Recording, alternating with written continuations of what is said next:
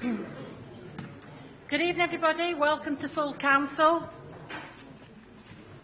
I just need to share with you that I'm not very well this evening, so if I should keel over, my deputy has agreed that he'll just leave me where I am and he will continue chairing the meeting until I come round. Please can I remind members to have your mobile phones on silent or switched off, and please do show respect to members or officers when they are speaking, and also any members of the public who may wish to speak this evening. I'm going to start this evening's meeting on a very nice note. Last year, as the Deputy Mayor, I had a wonderful year, but it was made even more special because alongside the Mayor of Kirklees, Christine Iredale, represented the Council in an absolutely wonderful way. And I would like to present Christine this evening with her mayoral year book.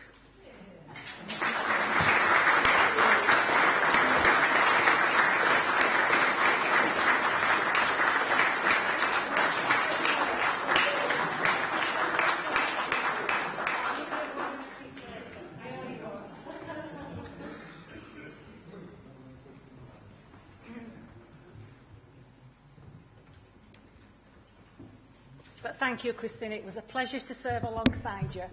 Thank you.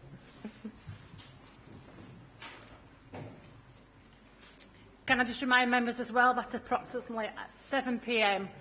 we will be taking a short comfort break.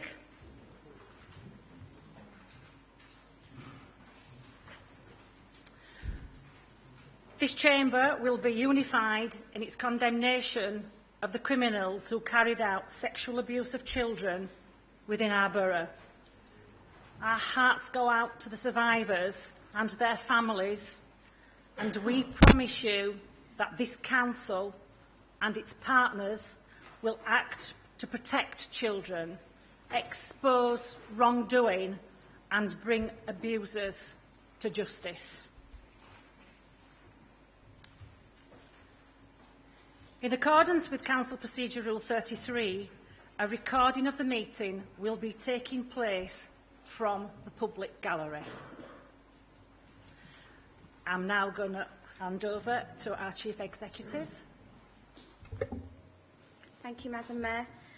I just would like to record that the election of Councillor Will Simpson as Ward Councillor for Denbighdale took place on the 1st of November 2018, and welcome Councillor Simpson to the Chamber.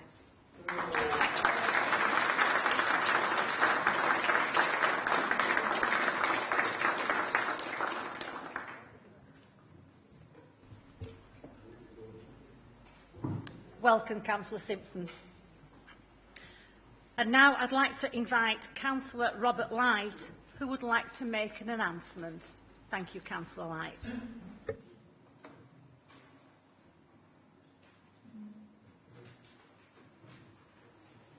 Thank you, Madam Mayor, for the opportunity to make a personal statement. I became a member of this council 31 and a half years ago, and I've been a councillor for 26 odd years since 1987. Ironically, I was 22 and the youngest councillor in the country when I was first elected, so congratulations to Will. I hope you're able to make a difference to the people of Kirklees. So it's with real mixed emotions that today I inform Council that on Friday the 16th of November it is my intention to write to the Chief Executive with my resignation as a councillor, which will be effective from the 16th of November. My last meeting as a council will be to chair the West Yorkshire, and that's certainly I wouldn't want, and those involved in future roles that I may undertake don't want to incur public expense of a by-election either. And I'm very, very grateful to my ward colleagues, Liz Smage and Mark Thompson, who have both agreed to carry the flag and the work for Bristol and Berkshire in my absence until my successor is elected next May. Now, I know you'll be wondering, well, what the hell's he going to do then? And I suppose it's the time I should trot out that line, which all politicians do, about wanting to spend more time with the family, and I genuinely do hope that this somehow ends up I spend more time with my family. But let me just say that there's two exciting roles that I'm going to be looking at in the future. The first one is that Sharon and I are both presently training to be short-term foster carers, which is...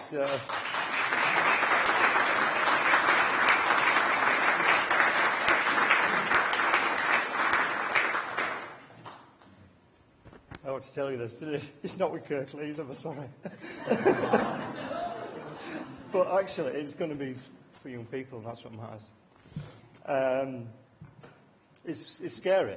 It really is scary, but it's really exciting as well. And I really hope that we're going to be able to improve the lives of actually not just young people, but families as well, because the principle out short term is you can actually be working with the families too. So it's really exciting and really scary, and something that we both wanted to do for quite a while, and this just seemed the time to do it.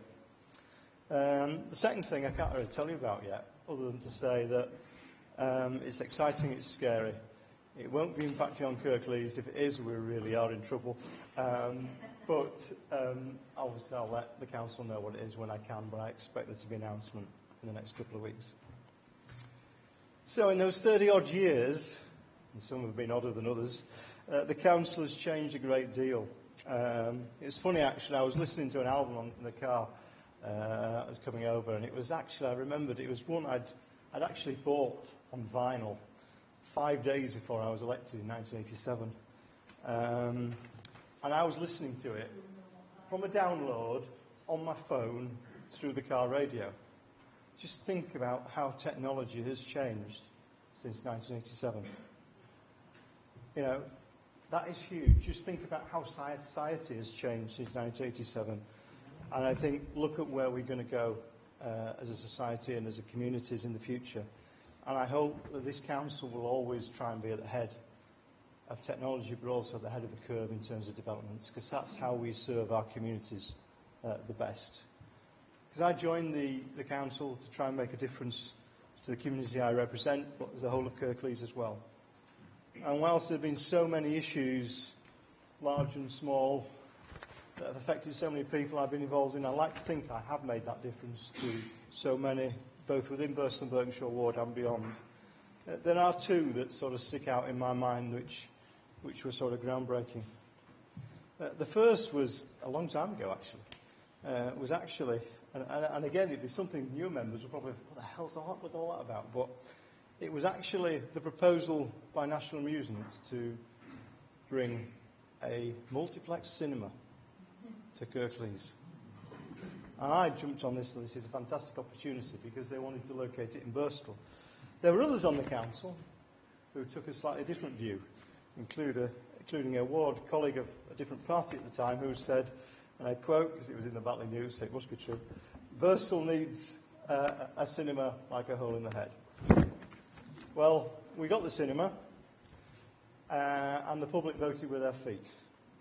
And Showcase Cinemas, within 2 years, became the most visited cinema in Western Europe.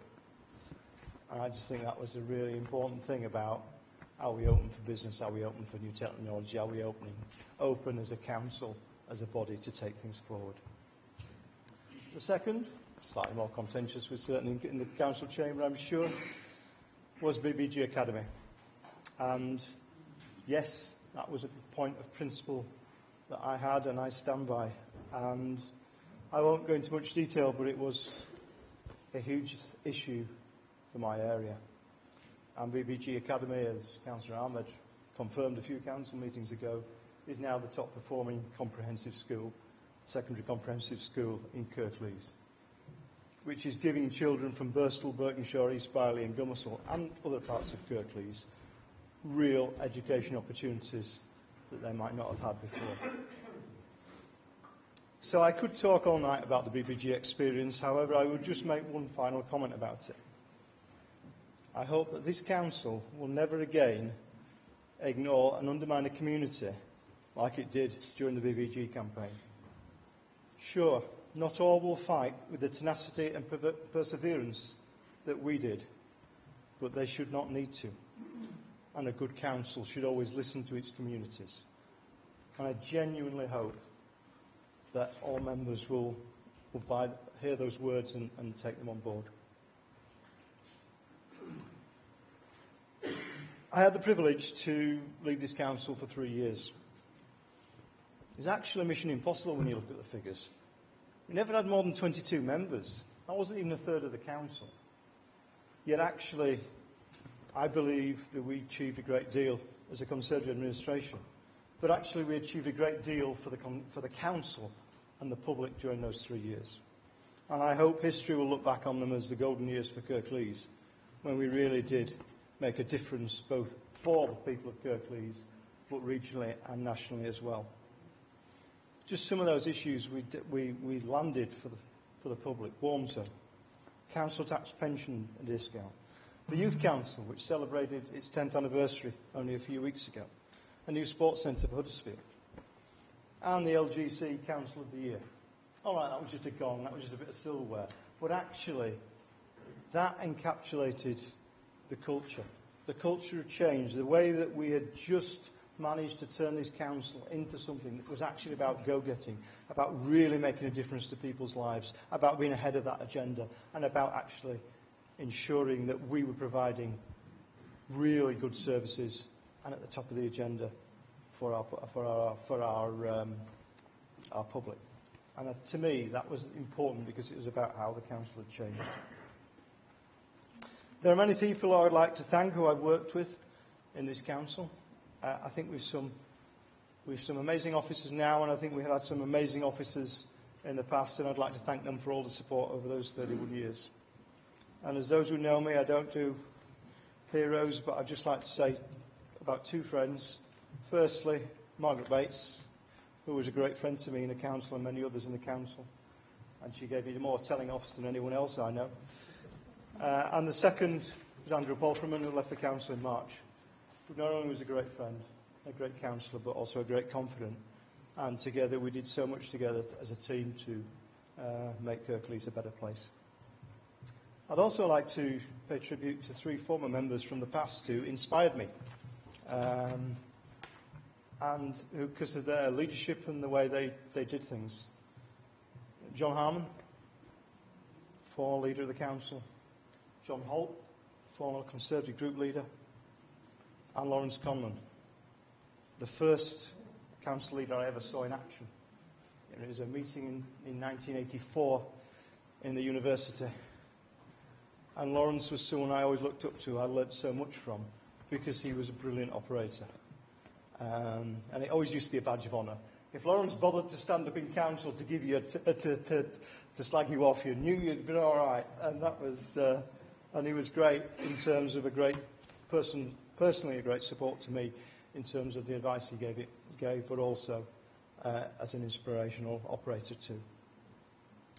So I do remain passionate wherever futures take me about Kirklees. I know you think because I've been in opposition for most of those 26 years, I'm negative about the council, but it's only because I want the very best for the residents of this Kirklees and for this council. I want this council to be the best. That's why I would criticise. That's why I would challenge. And I hope you will look after this council in my absence. And I hope you will ensure that once again, this council returns to being a top-performing council in the country, so that wherever else I hear good things about Kirklees, because that's where we've been in the past, under previous administrations, and I really hope we can get back to that position where the word Kirklees Council carries weight in the corridors of power, whoever's occupying them. So, colleagues, friends, thank you for your comradeship as being a member for the last 30-odd years. It's going to be very strange for me not being part of this council, but you always have my good wishes, and I very hope success for Kirklees Council in the future. Thank you.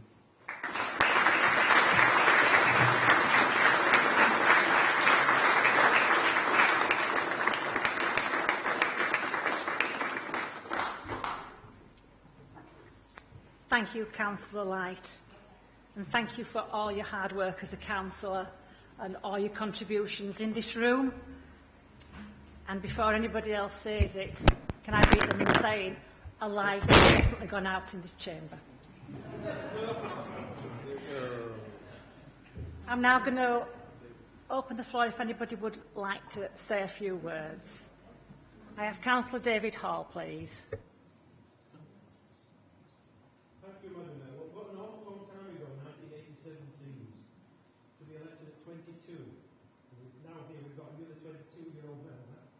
I now find myself in a situation where I'm twice as old as the youngest member of this council. But you can't believe that, but I am. I've always wanted to be elected with the younger members, so that's not my time. But what an achievement to be elected at 22. Now, as we all know, all these years come with sacrifices in personal life, family life. And for that commitment, we've really got to thank and congratulate Robert for that term. Firstly, I will very much miss his wisdom in an awful lot of matters. His experience as group leader over 16 years. Someone I've always felt that knows what he thinks needs to be done and achieves it. Also his experience as leader of this council for 3 years, a time in which the council was rated repeatedly as excellent, and at the forefront of so many issues facing a lot of councils at the time and local government as a whole, especially environmental issues. I'll miss his experience working at the top level of the LGA and the many, many contacts that he has made in the wider local government family. And of course, I could also mention his chairmanship of the Fire Authority, that he was the first chairman of the Leeds City region, and all the work he's done, sterling work in fact, in leading the scrutiny function on the combined authority over the past few years. But in all this time, I think we have to recall that he's been first and foremost served the residents of the Burscough and Berkshire ward with great diligence and commitment. And they will lose a seasoned champion in the campaign. Now, it won't surprise you that I've always looked up to him. And given that he's a foot taller than me, it's hardly surprising, but I am grateful for all the friendship and advice and encouragement that Robert has given me during my time as a councillor, the newly elected councillor, and as a cabinet member, and latterly as group leader as well. And I have to say, in all honesty, without Robert's advice, I think I would have probably come a cropper several times, and he's always been there to give me that good advice. So I extend my best wishes to him, and on behalf of the group, Robert, of course, for his future career, with heartfelt thanks from me. You have made a difference. Well done.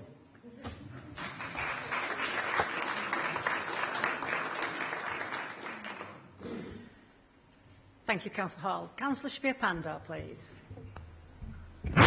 Thank you, Madam Mayor.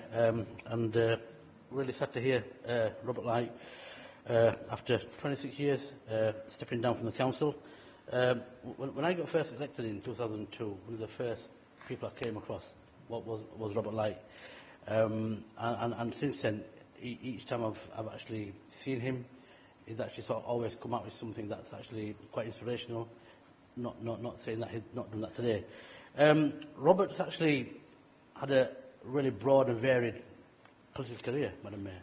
But one thing that strikes me is at the age of 22, in your prime, young and with a young family, to give that commitment for all these years, it takes some doing.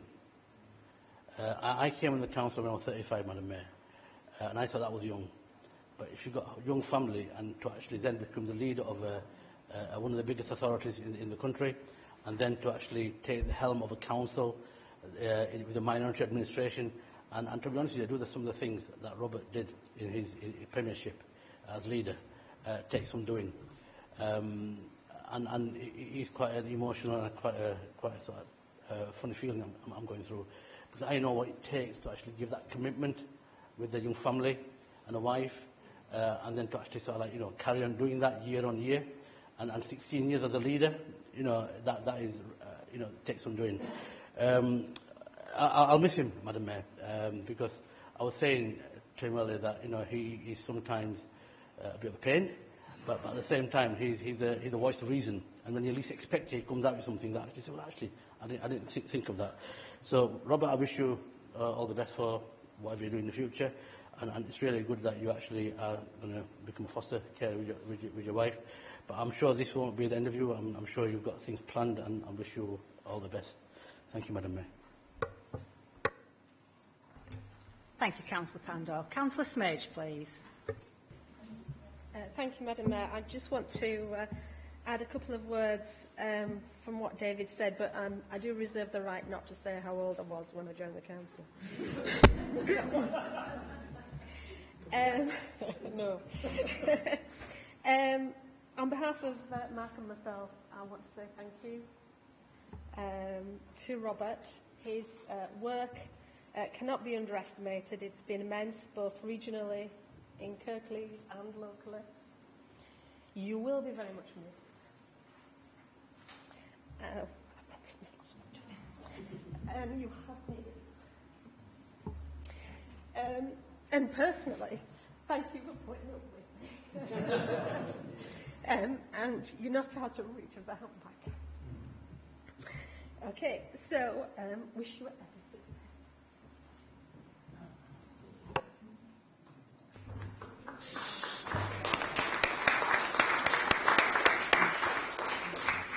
Thank you, Councillor Smage. Councillor Lawson, please. Thank you, Madam Mayor. Robert, I first met you just over 8 years ago, before I was first elected. I came to give my first deputation and went out into the reception room, and you collared me and another couple of people straight after the deputation and showed us how it was all done. It was like, that's how it's done, okay. And I've been watching and learning ever since. I'm not going to dwell on the past, though, because, you know, you're still with us in body for the moment and in heart for the rest of the time, I'm sure, for a long time to come. I'll concentrate on the future. I've not had much time to prepare this. You've surprised us all yet again. The idea that you should go on from the council onto short-term fostering is exemplary. It's absolutely how I would wish to leave the council, and in that manner, it's something that's close to all our hearts. Fostering and adoption, and may you be a great advert for it for the council as well. As for your other appointment, your other role, très mystérieuse, we will watch this space, but the best of luck with it. Thank you.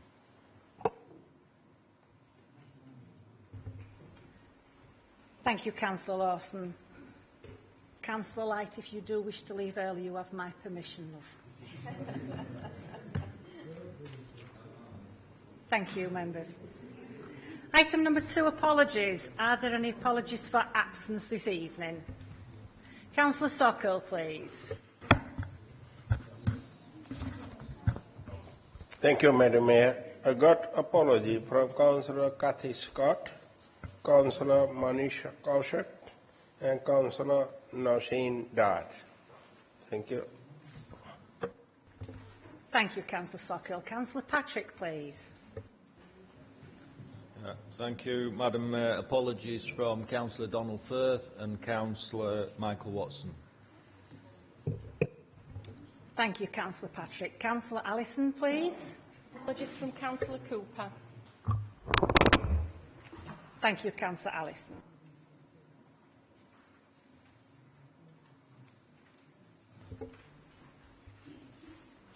Item number 3. I move that the minutes of the meeting of Council held on the 10th of October 2018 be approved as a correct record. Is that seconded? Seconded. Please can we vote by show of hands? Thank you, that is carried.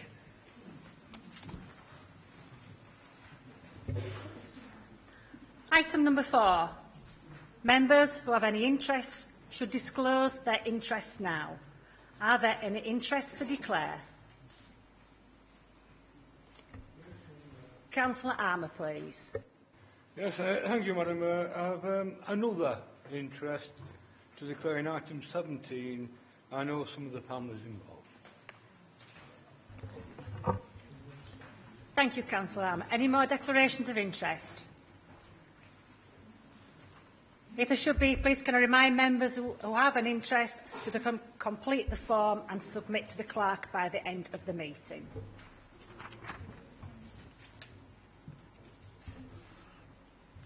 Item 5, petitions from members of the Council. Are there any petitions this evening? No. Thank you. Item 6, to receive deputations or petitions from members of the public. And I believe there is one deputation this evening.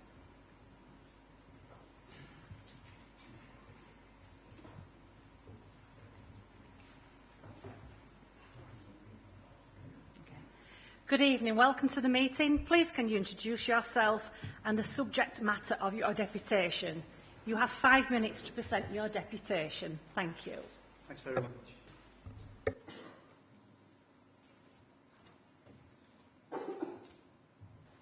Good evening. My name is Chris Owen and I'm a health campaigner, ex-psychiatric nurse and a lead delegate to Health Campaigns Together.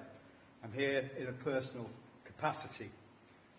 My objective today is to outline how the dismantling and privatisation of the NHS is happening, how this is being applied through stealth and secrecy by this Tory government via Simon Stevens for the NHS England. The sustained transformational plans were rejected by Kirklees Council. So what has happened is a rebranding of the names of these acronyms. STP has been morphed into Accountable Care Services, and now we look at Integrated Care Services. They're exactly the same thing, which are essentially privatised health provision for West Yorkshire and the Harrogate footprint. The basis of these plans is based on the bogus premise of integrating healthcare by NHS England into a caring, better service for the community. Well, we've got a very good example in history of this happening before. Some of you will remember this.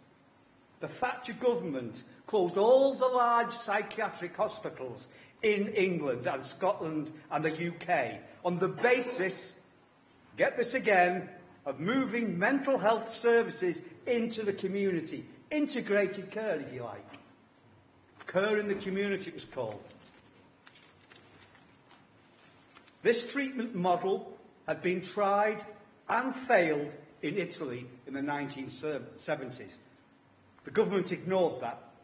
This was the first attempt to privatise the NHS, and the follow-up never materialised as Thatcher's cabinet concluded that this would be political suicide. Hence, these secret plans now. Now we have Thatcher's children passing legislation in the form of the Health and Social Care Act in 2013, which opened up the floodgates for privateers like Virgin and Locale in Kirklees. This is the basis of the integrated care plans, the plans which meet the closure of A&Es and hospitals throughout England and now Scotland, Wales and Northern Ireland. Hence, the HRI campaign group. Why do campaigners believe this is the case? Well, many Tories hate the welfare state, which is why we see attacks on benefits like universal credit, together with cuts to the NHS budget of over £30 billion in efficiency savings. Crucially, two factors conclude this to be true. Oliver Letwin's quote, "Within 5 years of the next Tory government, this Tory government, there will be no NHS." And we see that ever more happening. The Direct Democracy pamphlet by Jeremy Hunt et al., in which they outlined 3 conditions for privatising the NHS. All 3 have been met. And so, therefore, I call on Kirklees Council to reject these proposals under the ICS, Integrated Care Services, and may I remind the Labour Group that this is Labour Party policy to oppose these plans. Thank you.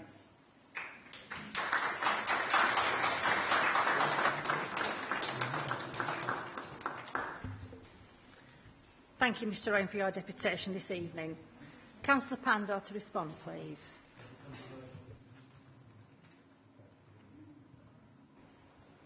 Thank you, Madam Mayor, and thank you, Chris, for coming today and providing your deputation with some interesting facts and comments. You referred to the West Yorkshire Health Partnership, and that's what I'm going to focus on, because you mentioned a lot of things, which is, to be frank, beyond the remit of the Council in terms of state legislation. But the West Yorkshire Health Partnership came about for the rationale and the reason that we want to make sure that local government is actually on the table when it makes the decisions in terms of all the funding that's coming down. A lot of the members in this council chamber will know that our role to provide social care is paramount to making sure that the health service actually does provide the service that it does. And as West Yorkshire Harrogate and Craven leaders, we are bringing an air of realism, and we are bringing the voice of our constituents onto the decision-making table. And that's what we're about. So, in terms of the partnership, the way we're working is that our options are open, and we want to make sure that our residents actually get the best services. I want to make sure that Kirklees get the best services, because the NHS does spend a lot of money. Integrated care systems is a concept that is accepted by all political parties. I don't want to go into the rights and wrongs about national health policy, because I think it's not the remit of this council. But I take on board what you're saying. But in terms of the West Yorkshire Health Partnership, we need to be on the table. We will work with anybody. We are working with Labour leaders across West Yorkshire. But like I said, our options are open, and my role is to make sure that the democratic voice is actually heard in that partnership, and make sure that adult social care isn't the poor relation when it comes to health funding, but we will be watching it with a close eye, and if there's anything that we feel isn't going to benefit the residents of Kirklees, you know, I will be the first one to actually sort that shout. So thank you, Madam Mayor. Thank you, Councillor Pandor. Thank you, Mr Owen, again. Thank you. Yeah, we have public question time in a moment. Okay. So I have to ask you to leave the room, and that as it sounds, and then come back in. Okay.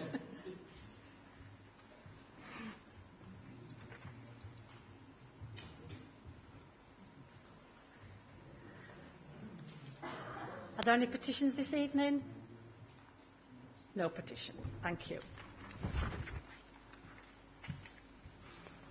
Item number 7 is questions by members of the public. Are there any questions by members of the public?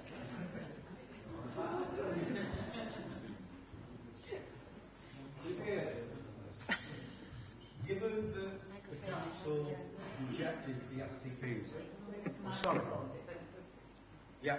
Given that the council already rejected sustainable transformation plans, it seems to me that you're saying that this is different. The integrated care plans are different. Could you tell me how they are?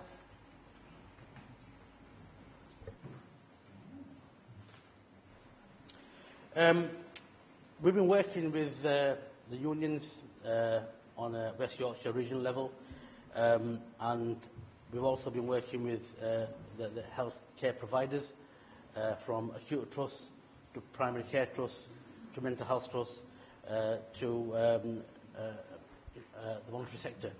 And we feel that the money that's actually coming from national government, the extra £20 billion, and any other funding that will come forward, we need to make sure that adult social care is actually properly funded.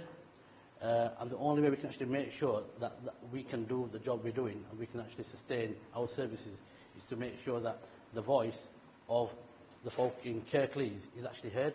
And as democratic leaders of local councils, we feel that the best way to do that is to actually be on the table. And that's been agreed on. You know, it's not a binding agreement. It's a partnership, and that's what our position is at the moment. It's not even got off the ground yet, but we've got to give it a go. We've got to make sure that, you know, we put our residents first, and that's what we've actually come to terms with. And we are working very closely with the unions that are actually helping us actually navigate through this you know, path to provide services for local people. Thank you, Councillor Pandar. Mr Owen, do you have a supplementary question? I do. So, given what you've just said, You haven't took them off the table. They're on the table, the ICSs, which are STPs in any way, shape or form. They're privatisation. How do you answer that?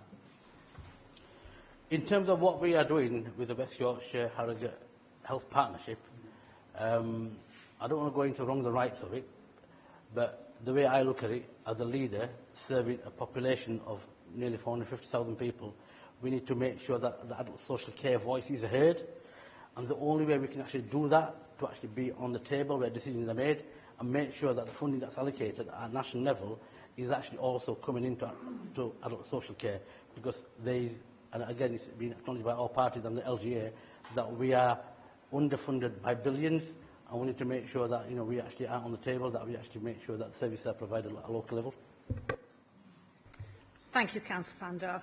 Mr Owen, thank you for attending this evening for your questions. Thank you.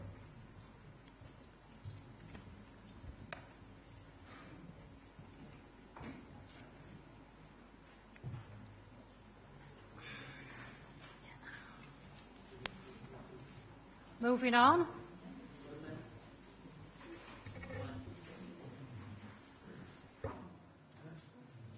Madam Mayor, I want to move motion 17 forward, because I'm sure all members will agree that, you know, it's such a serious issue around the CSE cases that we're actually facing within our local authority. So I move that, in accordance with Council Procedure Rule 15(3), the motion at agenda item number 17 regarding child sexual exploitation be brought forward for consideration as the next business, Madam Mayor. Thank you. Thank you, Councillor Pandar. Is that seconded? Thank you, Councillor Sheard.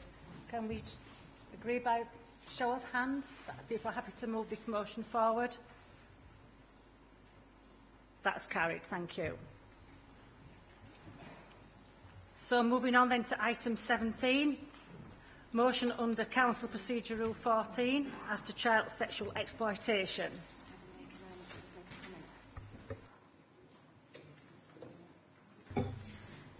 Thank you, members. Please can I remind members that reporting restrictions have only been partially lifted. Therefore, caution needs to be exercised when speaking on this matter in the chamber. Thank you. Who wishes to speak on this first? Councillor Hall, thank you. Thank you, Madam Mayor. The issue of sexual and physical abuse of children by a gang of Huddersfield men is one of the gravest subjects I can remember to have faced on this council, its partners and our communities.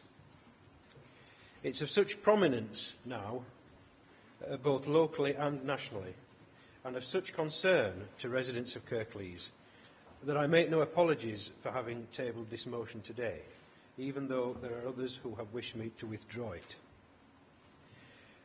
The motion is a very simple one, that we request the Home Secretary to consider a judicial inquiry into these crimes, which we read about daily. Although the motion is couched in legalistic terms, that's simply what it is. No why-fors, no wherefores, no therefores, a simple statement that this council believes that an independent judicial inquiry is required. Madam Mayor, I've spent more time thinking about this issue than any other in the past few weeks, and I've gradually come to the conclusion that this step is not only necessary, but it is crucial. And this is because any inquiry, review or investigation into these horrific events needs to satisfy 5 tests. The first is that it must be independent, and it must be seen to be independent of the Council and of its partners. It must have the power to summon individuals to a test. It must meet and report in public. The remit of any inquiry should not be bound by the wishes of this Council or its partners. And it should have the power to require a response to its recommendations. Anything short of meeting these 5 tests will not be acceptable to me, or I feel to the public. If I may just elaborate on those 5 tests. Firstly, independence. Although the Council and its Partnership Safeguarding Board have set up an investigation, this is neither far-reaching enough, nor does it demonstrate a satisfactory level of independence. We should not be informed whether this Council and its partners acted appropriately at the time by a body which comprises those very organisations. There is a level of public assurance here which needs to be met, and it is not. Neither is there a satisfactory level of assurance to councillors. The only councillor who sits on this partnership body is Councillor Kendrick, and I have the highest regard for Councillor Kendrick, but I do not believe that this issue should be solely placed on her shoulders by elected members. As far as oversight of the Council's responses at the time, this should be part of our day-to-day management of children's services and have the involvement of all party scrutiny. My second test is that any inquiry must have the power to summon individuals to a test. These are historical cases, some going back many years, and it may be necessary to summon people with former involvement. This is possible with a judicial inquiry. Thirdly, by definition, public judicial inquiries must be held in public. Fourthly, again, to assure the public, the remit of any judicial inquiry will be decided properly by the Home Secretary, not by the organisations who may have been involved. And finally, a judicial inquiry will require responses from organisations, and these will also be made public. It is not satisfactory for a partner-led investigation to send recommendations back to the Council or its partners for them possibly to be pushed into the long grass. These are the 5 tests and my reasons for putting them forward. Councillor Hall. Do I have 10 minutes, Madam Mayor, I think? Yeah, thank you. I would hope there's nothing in these tests that anyone in this room would disagree with. They all satisfy the concerns of the public and point to the requirement for an independent judicial inquiry outside the jurisdiction of this Council or its partners. The motion has been drafted in a very straightforward way in that regard. The question is simply whether members of this Council agree with the requirement for a judicial inquiry or not. I hope that members will choose to support this motion in its simple form. It's the right thing to do, Madam Mayor, and our residents expect it. Thank you, Councillor Hall. Is that seconded? Councillor Patrick, please. On the 14th of September 2016, I stood in this council chamber and asked for an independent inquiry into CSE in Kirklees. That fell on deaf ears. Rotherham, to their credit, instigated an inquiry well before they were forced to. Kirklees Council, by contrast, has waited until it had no choice, until the conclusion of some of the trials, until victims reported in the press of how they had been let down by social services. In 2014, I was lead member of the Development and Environment Scrutiny Panel, responsible for, amongst other things, crime and disorder. In the wake of the Casey report, the panel decided it wanted to look at what had happened in Kirklees to see if there were any parallels with Rotherham and see if lessons could be learnt. In particular, we were interested in listening to the victim side of the story to find out if complaints had been dealt with properly. Our work was blocked by the Overview and Scrutiny Management Committee by a majority vote. The excuse given at the time was that they did not want to duplicate the work. Well, the Council never did duplicate our work. The CSE panel was created, but that did not duplicate our work. It did some good work on CSE present and future, but it wasn't a scrutiny panel, and much of the work was held in private. Since the suspension of the CSE panel, there have been calls for CSE to be on the agenda of the Children's Scrutiny Panel, but so far that has not happened. I think there has been a great reluctance in this Council by some councillors to look back to see what, if anything, went wrong. All political groups have been in control over the period, and that means all political groups on this Council today share responsibility to the victims and the people of this borough to find out what went wrong.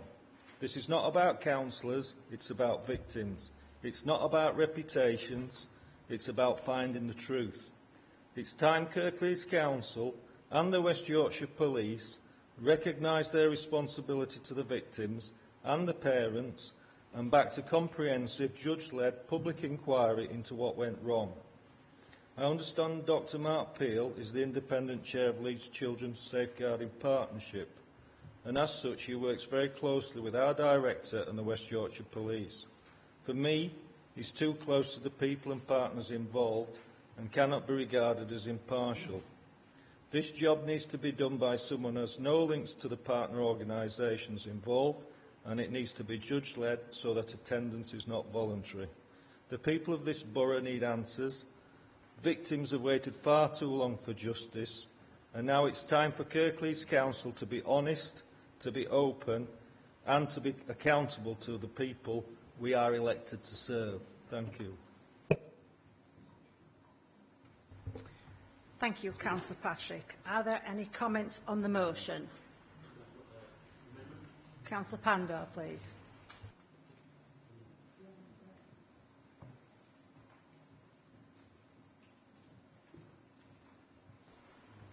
Madam Mayor, there's an amendment that's going around. I'll let the amendment go around and then I'll speak on it. Thank you.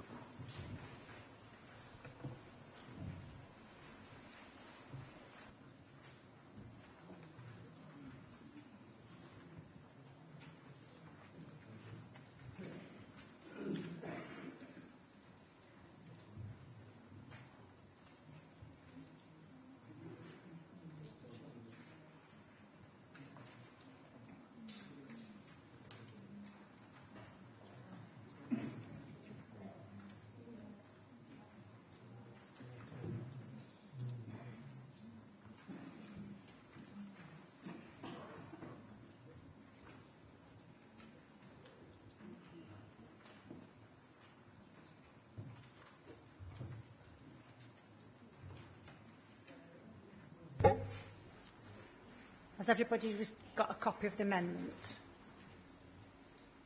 Councillor Pandor, please. Thank you, Madam Mayor. The amendment's gone round, and Madam Mayor, there's not much of change. The only real thing that we've changed is the focus of the motion that the Conservative Party has put forward, because we believe that this is actually a lot bigger than what's happening in Kirklees, Madam Mayor. The issue is so serious and of such magnitude that we need to actually ask the Home Secretary to actually look at this on a national basis. Madam Mayor, all of us in this chamber and beyond want to know what happened in these horrific child sexual exploitation cases and why it happened. May I remind Council, Madam Mayor, that none of the recent cases have been played out in the latest court that date back to 2003. These actually span several years, Madam Mayor. The response of agencies now to sexual exploitation is very different. It's vital that we have measures in place that will stop other vulnerable young people suffering the same appalling abuse and suffering that has come to light during the court trials. I would also want to remind members that we have commissioned specialist individual support for survivors. It's important that everyone understands that the Kirklees Safeguarding Children's Board has commissioned an independent review, Madam Mayor. It's an independent review, and it will be looking at the cases in a completely open, transparent and independent way, Madam Mayor. And it will find out exactly what's happened. Madam Mayor, it's vital that in discovering why and how these crimes occurred, that we do so in an open, honest, collaborative and transparent manner. We owe that to the survivors and their families. I want us to be able to do this on a cross-party basis. No one will thank us if there is politics that are being played and it becomes a political football, Madam Mayor. Thank you. Thank you, Councillor Panda. Is that amendment seconded? Councillor Lawson, please. Madam Mayor, thank you. I wish to second the amendment. There are a number of things that this chamber agrees on in this matter. We're all repulsed by child sexual exploitation. It has no place in our society. The victims and the young people who need our services now and those who need them in the future must be our first priority. No ifs, no buts. We all have an appetite to find out what can be learned from any past mistakes in policy or practice, and to check whether or not our current provision is up to the job of protecting our children now.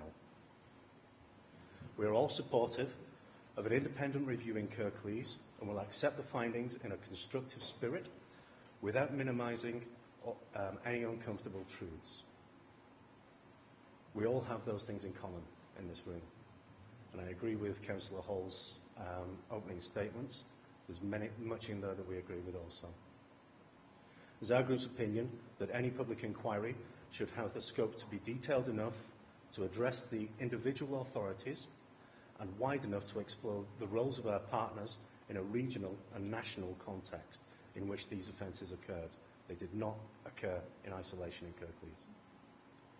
With that in mind, we support the amendment to the motion to expand the scope of the request for an inquiry to the whole of England. Thank you, Madam Mayor. Thank you, Councillor Lawson. Are there any comments on the amendment? I've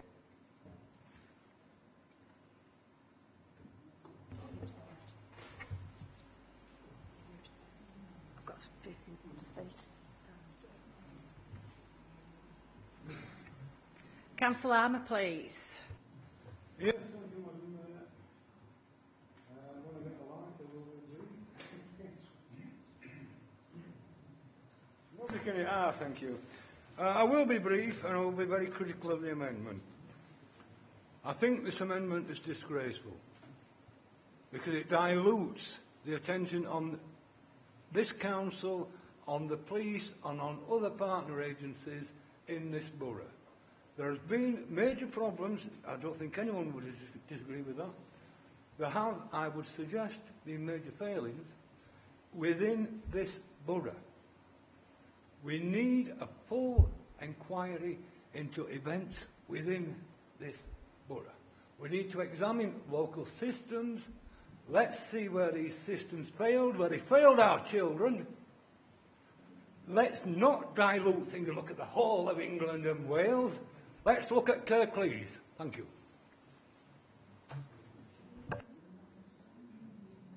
Thank you, Councillor Armour. Councillor David Hall, please.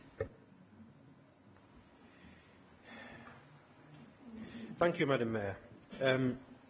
I have a number of issues with this amendment. The first being, of course, that it removes the reference to Kirklees from the majority of the motion. So instead of specifically asking for an inquiry which will tackle what's gone on in Kirklees, which is first and foremost what we should be about as Kirklees councillors.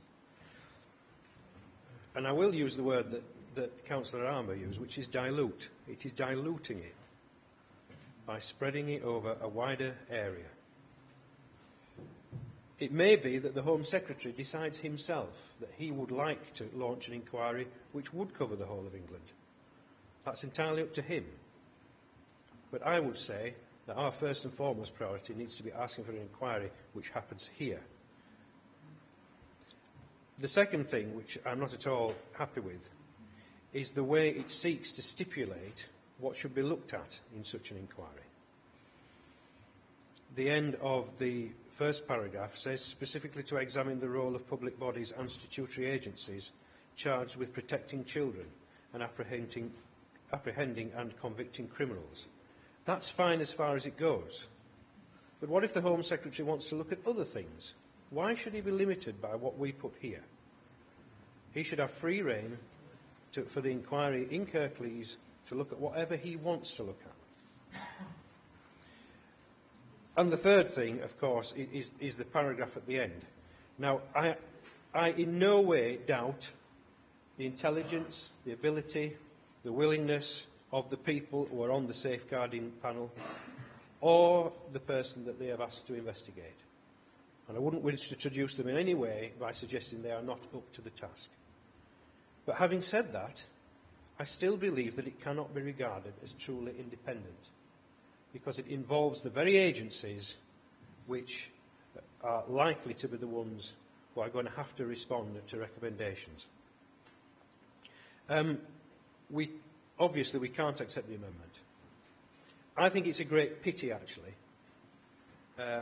what's been said about everybody coming together and taking a line on it, because the original motion was specifically drawn up as small and as tight as possible to capture the one very issue, which is that we would like a public inquiry to do with Kirklees issues by the Home Secretary. The more that's added into a motion, the more the likelihood is that members will not support it. So I'm afraid we won't be accepting this. We'll have to vote against it.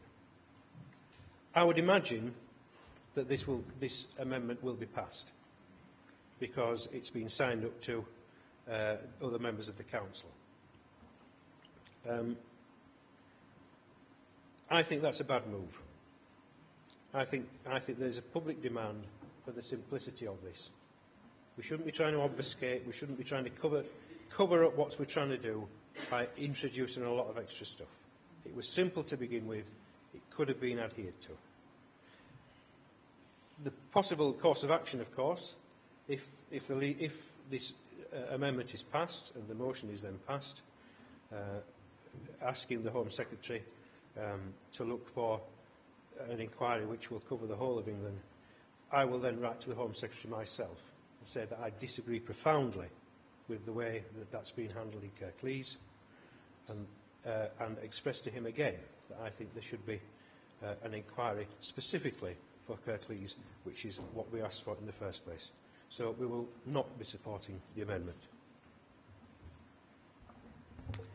Thank you, Councillor Hall. Councillor Shade, please. Madam Mayor, I've got to point out, and David's made the implication from what he said that the Home Secretary is going to be tied by what we've asked for. The decision about the Commissioner would be totally his decision. Whatever we say, if he wants to hold a commission, he'll hold one. If he doesn't want to hold one, he doesn't hold one. If he wants to set the terms, he will set the terms. So all the talk about saying that we're trying to restrict it is nonsense, because the Home Secretary will set the terms and conditions. Quite simply, he's not going to say, well, Kirklees don't want it, so I'll do it something else. He'll do what he wants, as you rightly said. So it doesn't make a difference on that part of it. So the first part gets what you want. We're asking for him to consider it, and he will make his decision.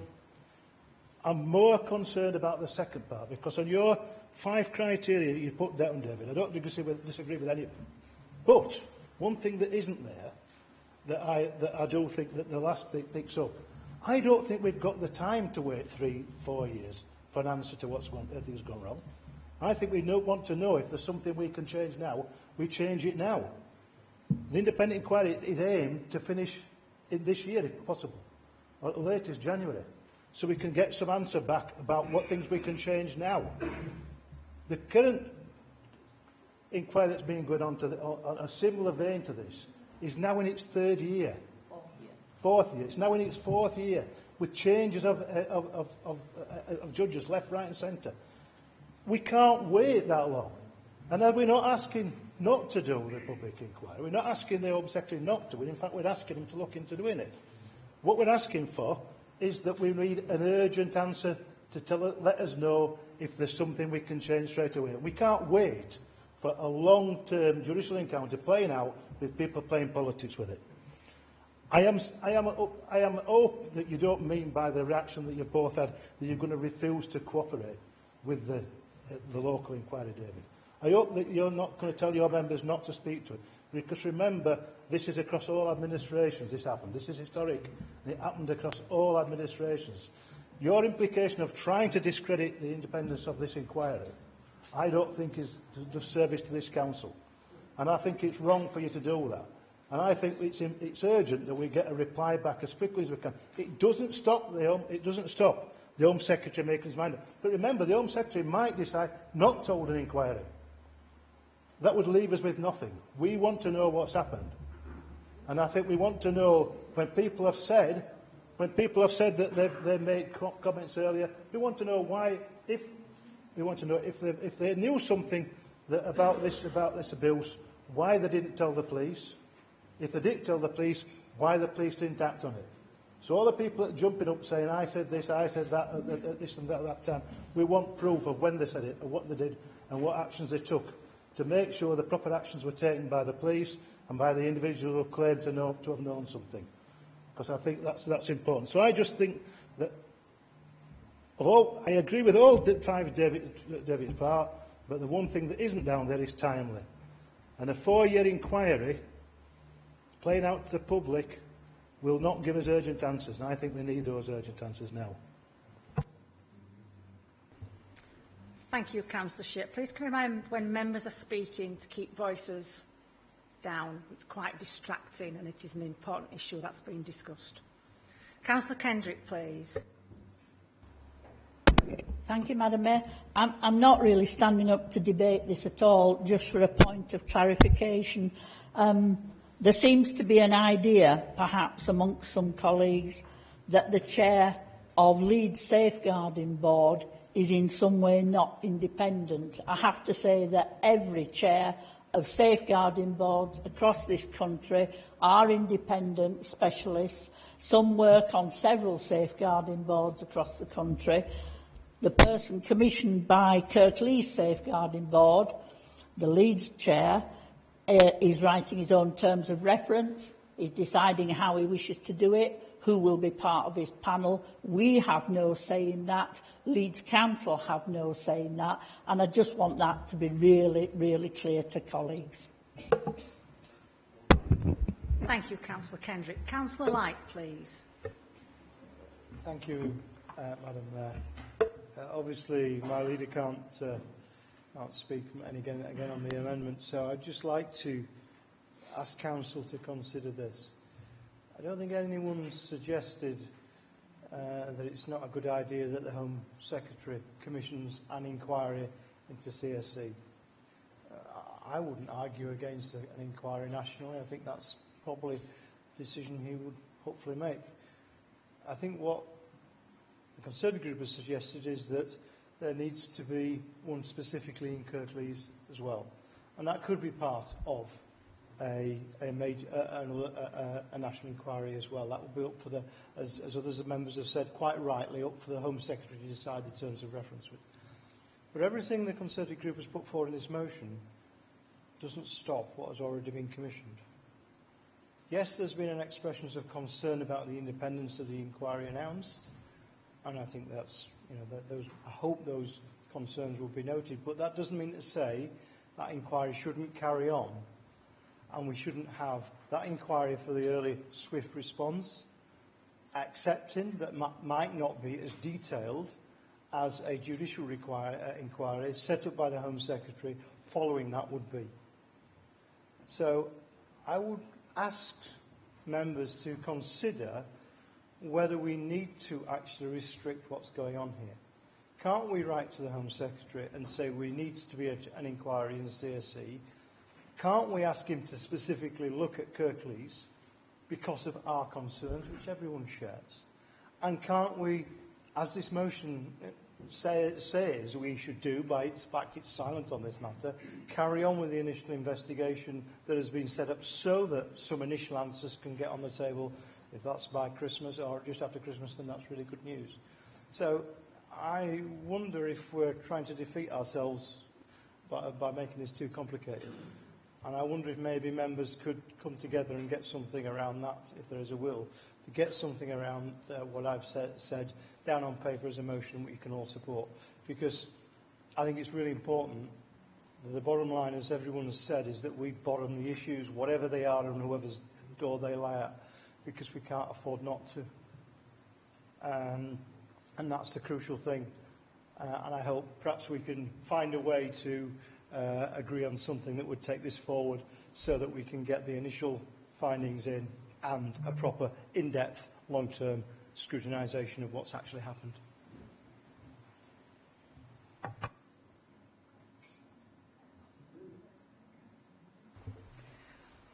We will now move to the vote on the amendment using your consoles, please.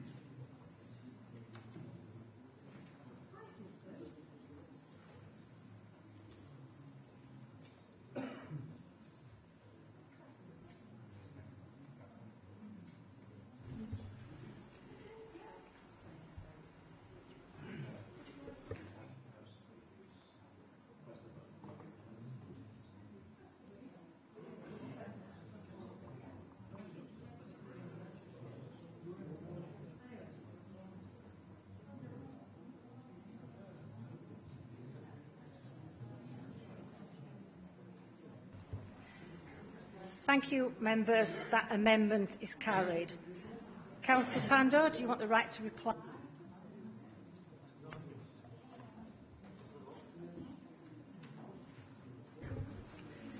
So this now becomes the substantive motion.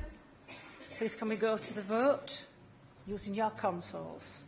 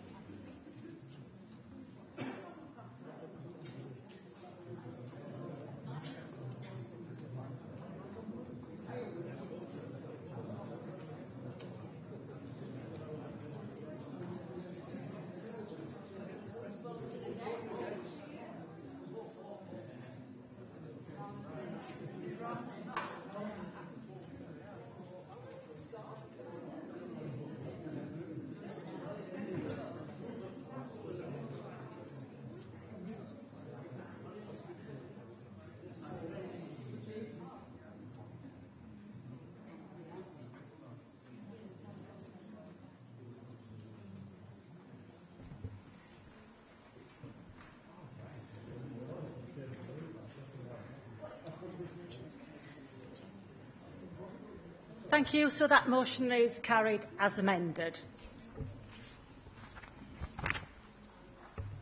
So moving back to the agenda, to item 8, to receive for information the minutes of West Yorkshire Combined Authority The minutes are for noting. Are there any comments or questions regarding these minutes?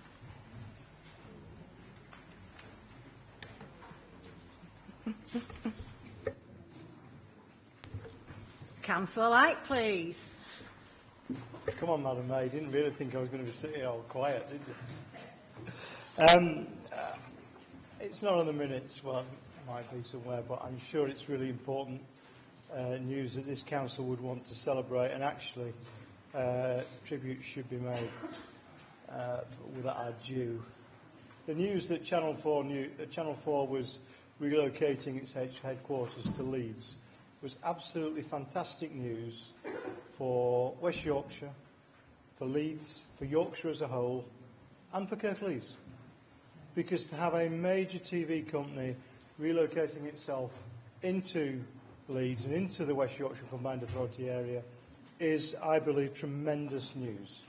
And when you look at the competition against Birmingham, against Greater Manchester, it shows how important this area is nationally. And I believe it was the offer that we were able to make, pulled together by the Combined Authority, of the diverse approach of our media industries and diverse range of skills from our media industries across the whole county, that was made this bid successful. I honestly believe that if it had been left to Leeds to sponsor it as a council, we would not have won. The fact it was sponsored by West Yorkshire as a combined authority shows that the combined authority, one, matters, and two, can deliver for the residents of West Yorkshire. And I think we should pay a great tribute to all the members of staff who put hours upon hours of time developing the case for Leeds, the case for West Yorkshire, and putting those cases to the board of Channel 4, who clearly were impressed with what we did. And I hope the whole council will unite in sending a message of congratulations to the West Yorkshire Combined Authority for all the work they've done, along with the LEB, because they're very intertwined, the two bodies, on this bid, and to say well done on behalf of all our residents. Thank you. Thank you, Councillor Light. Councillor Pandor, please. Thank you, Madam Mayor, and I thank you, Councillor Light, for reminding me about Channel 4. Before the announcement was made, we were at the Combined Authority. I don't remember, we were at the pre-meeting, and there was an air of quiet confidence, Madam Mayor. But after that meeting, I was talking to colleagues from Manchester and Birmingham, and they were not quietly confident. They were saying that, well, we've got the digital city in Salford, and they were saying that, yeah, it's a no-brainer. Channel 4 will come to Salford Keys. But the beauty of Channel 4 is that it's not ITV or BBC. And I think the case that was put forward by LEP, and I should actually mention Roger Marsh, because he actually put a lot of personal energy and personal commitment in developing the bid. And he has come to the Leeds City region. And that will benefit not just Leeds, but it will benefit Kirklees. I was talking to Bob Crane the other week, and he was saying that, Shabir, this is a great opportunity for us, a massive opportunity, because the creative arts and the faculty of creative arts that they actually teach in the university, them jobs will go locally. We won't have the brain drain. And the same goes for Bradford, York, and all the other education institutions, because we have got the talent locally, Madam Mayor, and this will actually put more growth into the local economy, and it will actually create more growth in Kirklees, and I'm really proud that we've actually got a successful outcome from the bid that the LEP put forward. Thank you, Madam Mayor. Thank you, Councillor Pandor. Councillor Walker, please. Thank you, Madam Mayor. I just wanted to comment on section 33, which relates to rail performance and governance. And I know that it has been resolved by Wicker that the impact on passengers of the May 2018 rail timetable changes have been noted. What I would like to know more about is what the response is going to be to the last paragraph, where it notes that the rail operators and Network Rail were asked to provide for each district a summary of their plans to deal with the chaos that was created by those timetable changes which took place in May. There are changes to the timetables taking place in December, but there are still significant disruptions to our rail services. That's having a particularly bad effect in my own ward with the Marsden and Slathwaite stations, where we've had well over 700 trains cancelled and vast numbers of trains have been arriving late. This has also had an effect right across Kirklees, so people, Huddersfield, Dewsbury, Murfield, Ravensthorpe and so on, all those stations have seen disruption. So I would like to know when we're likely to get this statement back from the rail operators. Thank you, Councillor Walker. Councillor Pandor, please. Thank you, Madam Mayor. At the meeting, Madam Mayor, when TransPennine and I think Northern Rail were there, everybody that were there from the Combined Authority did actually raise them concerns around the underperformance and the cancellation of services right across the northern region. To be fair, exactly the same sentiments that Councillor Walker has actually echoed was actually raised at the meeting, and we have been promised that they will come back and provide a more fuller report, not just a report in terms of what's actually in front of us, but we want to know what the economic impact is in terms of the cancellations that have taken place, and also in terms of compensation arrangements, because a lot of people that use these services actually use them for commuting and for the social and domestic purposes, and the information that's going around is very sort of patchy and clunky. So that's just two examples, Madam Mayor, in terms of the kind of issue that are being raised. But I will take that back, Councillor Walker, because there's a lot of unfinished business here, and we want to get answers. So thank you very much for that. Thank you, Councillor Pandor. Any more comments and questions on that item? Oh, Councillor Bolt, please. Thank you, Madam Mayor. Just to respond to Councillor Walker, if you're not busy on Friday, Councillor Walker, and want to jump on the train and come to Leeds, the Transport Committee will have an item on its agenda on rail performance and future planning, which I'm sure you'll find enlightening.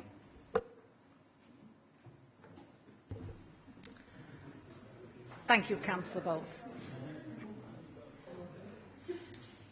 You will note on your agenda that item number 11, key discussion topic, needs to commence by 7 p.m. and it is now just, I make it 10 to 7.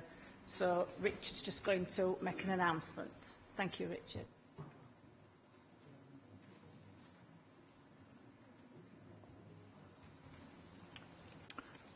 Right, I'm speaking on behalf of the Mayor now.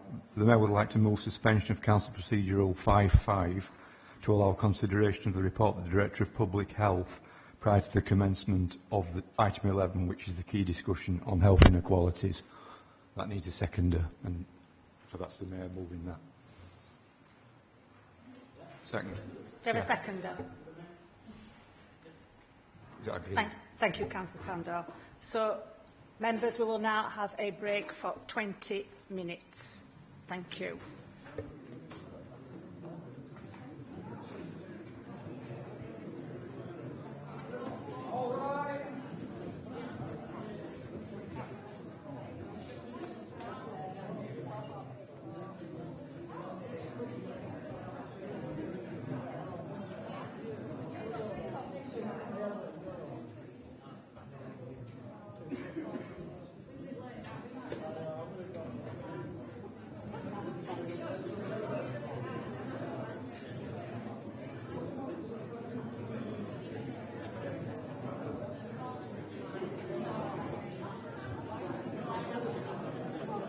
And then we'll go back to 9. Item 10, Annual Report of the Director of Public Health on Healthy Ageing. Council will now receive a presentation from the Director of Public Health, Rachel Spencer-Henshaw. Thank you. Thank you, Madam Mayor. And thank you for the opportunity to present this report in full council today. As stated, it's about ageing well and what the report tries to do is identify areas where we can support people to age more healthily and identify some of the issues that people might have that will combat that ambition. What today I'm going to do is present a summary of some of the key areas within the report, but the report itself is available online in its longer format. So moving straight into our population, life expectancy at birth in Kirklees is currently about 78.8 years for men and 82.3 years for women. That's improved in the last 10 years. Although nationally... Can we have a bit of hush, please? Thank you. Although nationally that trend has reflected Kirklees, where it's slightly slowed down in the past few years. From an ageing well perspective, I think the more important measure is healthy life expectancy. What healthy life expectancy does is it describes the amount of years that you can live healthily. In Kirklees, the healthy life expectancy for men is 61.6 years, and for women is 59.4. So as you can see, particularly for women, there is almost a 20-year difference between people who are their life expectancy and how many years of that can be healthy. There's also a clear social gradient in relation to healthy life expectancy and life expectancy. But actually, for healthy life expectancy, we can see a 20-year difference between some of our most deprived areas and some of our least deprived areas. Moving on to the report itself and the approach that we've taken, it's really, really important that we've taken a life course approach, because actually if you just start with older people and you start trying to deal with issues at that point, what you haven't given yourself the opportunity to do is look at where those issues started earlier on in life and what you can do to combat them. So there's a massive evidence base for how we prevent things before they start. We know that it's more cost-effective and easier to prevent some of those issues that might establish itself in childhood. Actually, it's so hard to undo them in later life. So things like diabetes, if we can check people to understand if they're at risk of diabetes, it's much more effective to intervene then than it is to intervene once diabetes has been diagnosed. And actually taking it even further, if we can just prevent the lifestyle issues that lead to diabetes taking place, then again, it makes things easier. So that's why the report will look at things across a life course. Just having a quick look at our population then in terms of what's coming up. Within the borough, about 36% of our population are aged over 50. Looking at the population changes over the next 20 years, as you can see, in those brackets, there's an increase in the population in your 60s, your 70s, your 80s. And actually, the most interesting one is in your 90s. That mirrors the UK, but actually it's the fastest growing age group. And we know that actually, I've called them the oldest old, I don't know whether that's quite the right terminology, but in that age group, we do know that they are probably the ones that are likely to need long-term and quite substantial care, and that's a big increase in terms of that population. We know that the way that people receive that care has changed, so historically we've always had care in hospitals, long-term inpatient stays, and actually we're moving now towards care being given in the community, given in primary care, and actually not just given from the traditional health and care sector and involving more carers, communities, voluntary community sector groups. So I particularly wanted to talk about Alzheimer's disease because actually looking at it through a life course lens has been really insightful for me. I think people think that Alzheimer's disease and other forms of dementia, that there's something that means you're going to have it or you're not. Actually, it's quite complex. It's a mixture of your genes and also the environment that you live and grow in.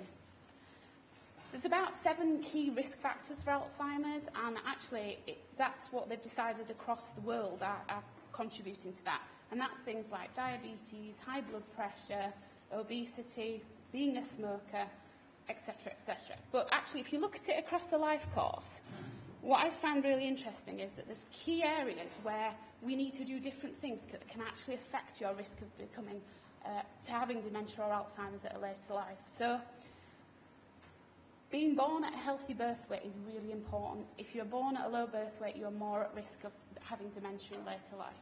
So that's about how we support pregnancy, a healthy pregnancy, making sure maternal nutrition is good, and support some of those behaviours. Cognitive stimulation, so a fancy way of saying how we can make sure people think, use their brain training, however you want to describe it, and do that throughout your life. But actually, the first 1,000 days of a baby's life is absolutely critical for their brain development. Not only does it help them in the long term not get potentially Alzheimer's and other forms of dementia, it's also really important in terms of bonding between parents and nurturing and building that self-esteem. So trying to target interventions at that stage is really key. Stopping people starting smoking is really important because you're 45% more likely to get Alzheimer's if you're a smoker. So again, a really positive preventable risk factor if we can tackle that. Your socioeconomic status has an impact on whether you're going to get Alzheimer's and other forms of dementia. It's very difficult to think about one single factor that will combat that because it's so multifaceted, but we need to make sure that we're doing all the things around the broader determinants of health to try and improve that. Obesity, we know that people with obesity are much more likely to get Alzheimer's. We're not sure why. The research hasn't identified why that's the case, but we know that there's a strong link. And finally, when I say health literacy, actually throughout your life, if you're more confident about knowing what's right, what symptoms are, you might recognise them earlier as you're older and get more prompt to treatment and diagnosis, and actually that's key in terms of Alzheimer's and stopping it in its tracks. Okay, moving on to carers. Communities, families, carers provide key support to the health and care system. Interesting national research says that the amount of the value we get from people who provide caring in an unpaid way equals the amount of money we spend on the NHS. So it's huge. In Kirklees, 1 out of 4 females and 1 out of 5 males over 50 have caring responsibilities. So that's a big chunk of our population. Interestingly, 1 out of 10 working carers provides over 50 hours of care per week, and a quarter of our older workforce are providing some level of care. That's so important in terms of how we support our workforce in terms of flexible working policies, embedding things like the Carers Charter, which gives carers the ability to have their needs understood. Because actually, what's worrying about caring responsibilities is those that have huge caring responsibilities are much more likely to feel less healthy and much more likely to have a mental health condition. So we need to make sure that we can tackle that by building that into how we support working, positive working, and provide other support to carers. Just in terms of working in later life, I think that obviously we know that retirement ages are changing. There's a lot of benefits for people to work as they get older.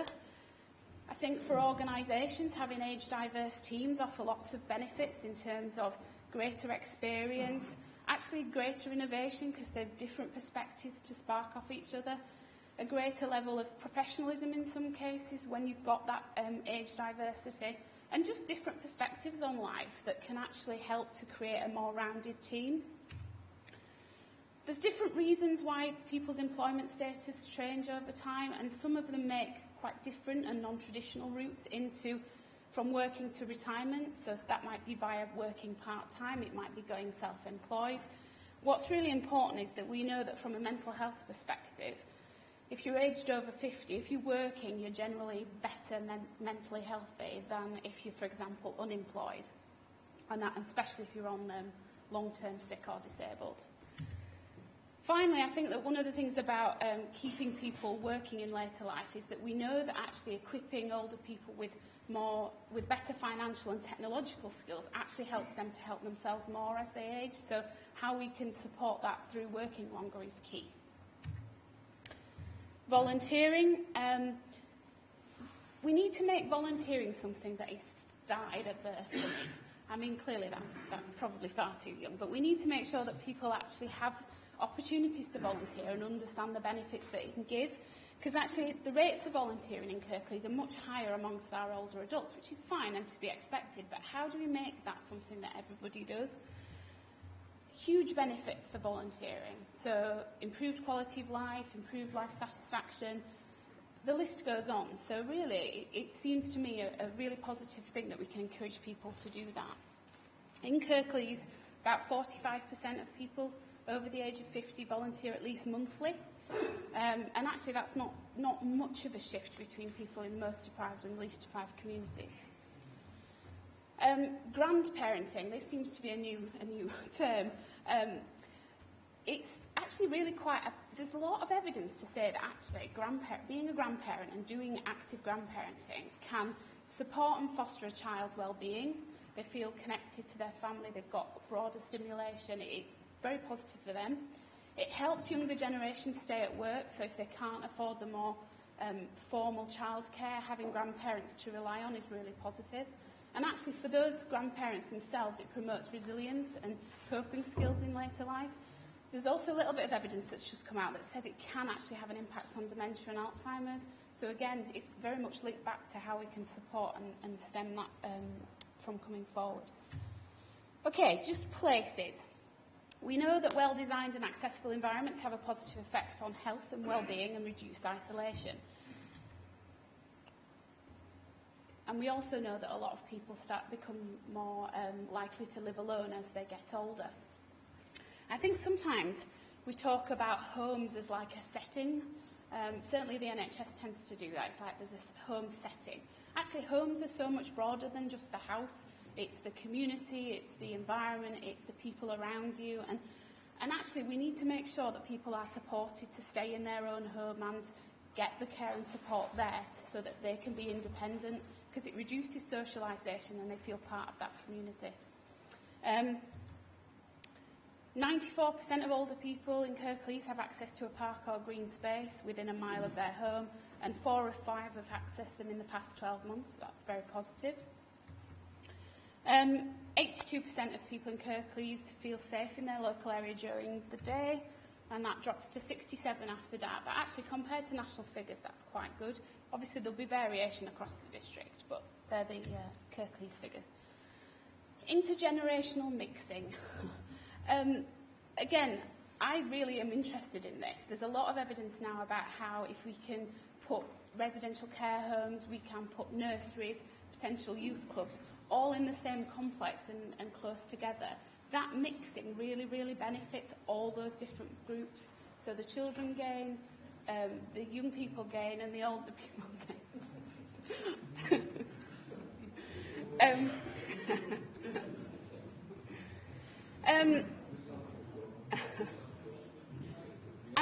I'm just going to finish actually on kind of the point of doing an annual report for me is something I know I've got to do, and that's fine, but it's how we can make it useful and how we can make it interesting. I didn't want to do something that was pages and pages of narrative that didn't actually get used. But also, for me, I want to be a bit challenging, because I think it's really easy for people to fall into ageist attitudes and behaviours, and it's actually harming people to be like that. We should be a lot more open and inclusive about people and the contribution they make, irrespective of their age. So, you know, older people, they have experience, they have knowledge, insights. The heritage angle in terms of understanding some of that culture is often lost if we don't have those conversations. And all the volunteering, childcare and caring we've mentioned. So for me, I think my take home for you for the day really is to say, how do we make sure we can challenge that ageist attitude, and we can make sure we support and see our older people as assets and support them to be as healthy as they can be. Thank you.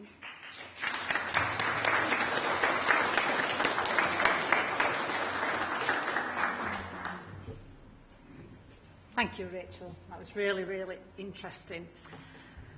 Any questions for Rachel? Rachel, do you want to take one at a time, or do you want them all together? One at a time. Sorry? One at a time, sorry. Councillor Mather, please.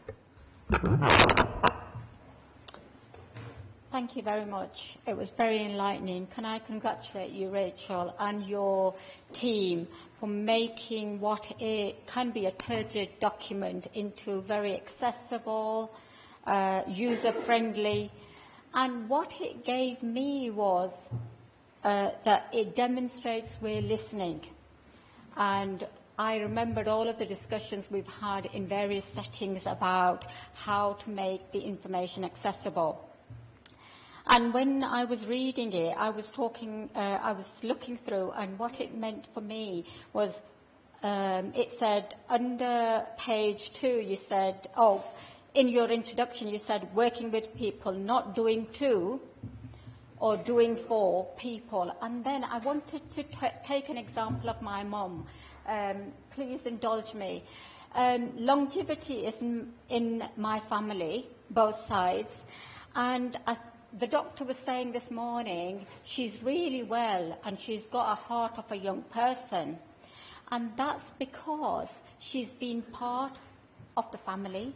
The family has looked after her as she is an asset to us, and because we were always there in our supportive roles, we never did for her or did things to her. We were there to support in all that she wanted to do. So we were fortunate in recognising, me and my siblings, about the ownership of health and well-being, and how do you promote that by putting the older generation at the centre, and it's cultural as well, at the centre of everything you do. So they're not an inconvenience, they're actually part of your family, they're a great asset, and it makes into family settings. So she has provided love, nurturing, grandparenting, being there and cooking. I have been a carer, have been a full-time carer, and my father died whilst I was looking after him. Mum's very ill at the moment. And I just wanted to say that lonely doesn't have to be the way we end our lives. Loneliness, I actually watched old people's homes for 4-year-olds. I don't know how many of you watched that. And it demonstrated that friendship, nurturing, doing activities benefited both the young and the old. So we mustn't forget, we mustn't neglect. We should cherish and celebrate ageing well. Thank you.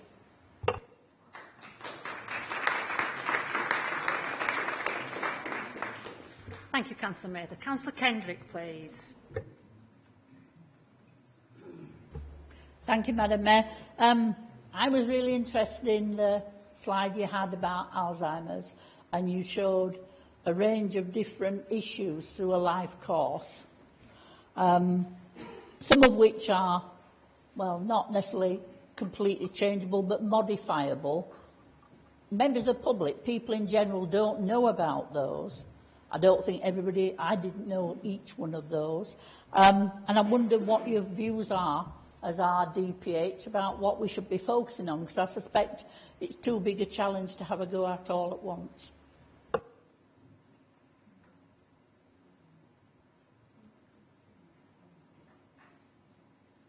Thank you, Councillor Kendrick. Councillor Homewood, please. Yeah, thank you for the presentation. I just wanted to ask about the section that looked at life expectancy, and I think you mentioned around the living well amount of time that was less, and I just wondered what the context of that was in Kirklees. So the life expectancy looked quite similar to what I'd expect like national averages to be, and I just wondered how, in terms of that living well, we do, and I'm guessing that encompasses not just old age, but also illness during your younger age as well, like you mentioned, diabetes and cancers and things like that. So just if you had a little bit more background around Kirklees, the impact of Kirklees there. Thank you, Councillor Homewood. We've got quite a long list of people wanting to either ask questions or comments, so we'll just take a couple more questions. And then is that okay, Rachel, to respond to just a few at a time? Thank you. Councillor Sheard, please. Yeah, I just want to thank you, Rachel. I think you've achieved what you set out to do. You said you wondered how you're going to make it more interesting. Can I just say, I just hope that future presentations to this council are of that same quality, because it did make it interesting. It was and it's a much better way of getting information across. Can I just say a couple of things personally? That age is not chronological. Some people are born old and have great difficulty of getting. And there's a line in a Bob Dylan song that I always remember. It says, "I was so much older then. I'm younger than that now." And I've got to admit I'm preparing for old age because I bought a motorbike and sidecar. but just one thing that I've got to play. Please, I don't want to be near any children whatsoever. I think that the saying that children should be seen and not heard is wrong. They shouldn't even be seen and heard.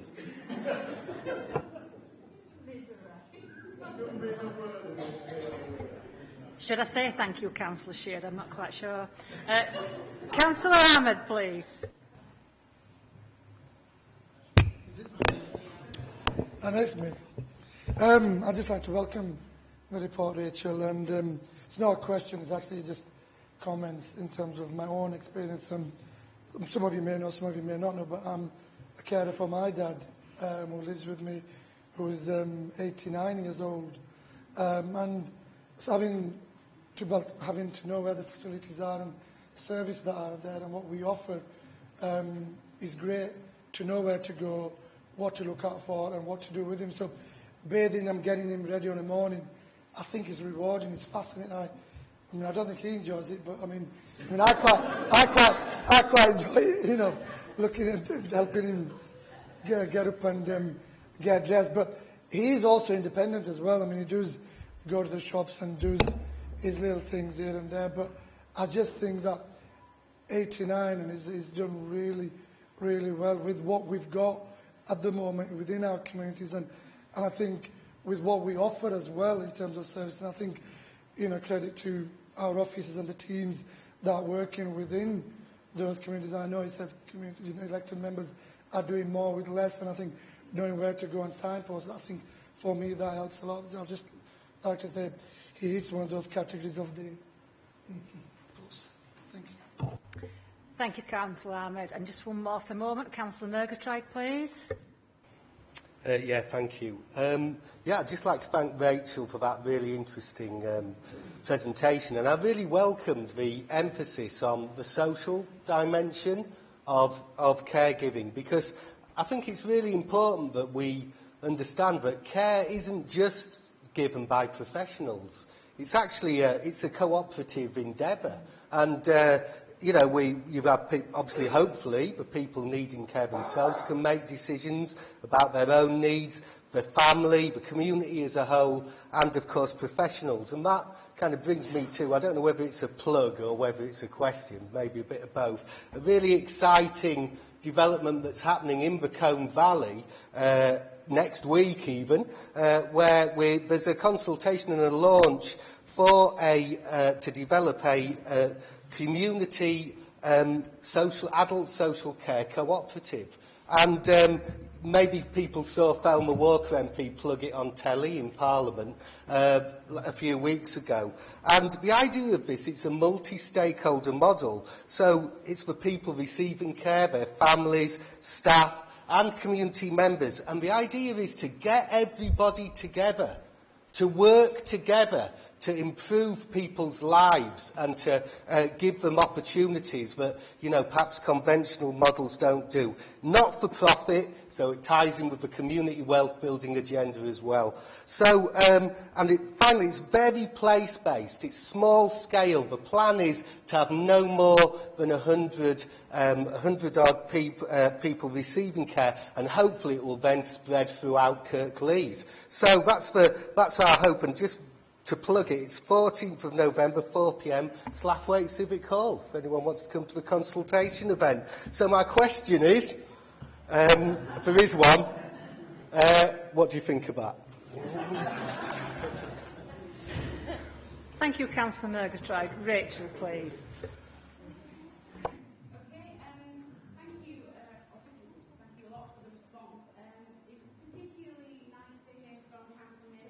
Ahmed about experiences that they've had, and obviously how that chimes with trying to present this in a more asset-focused way, so that's good.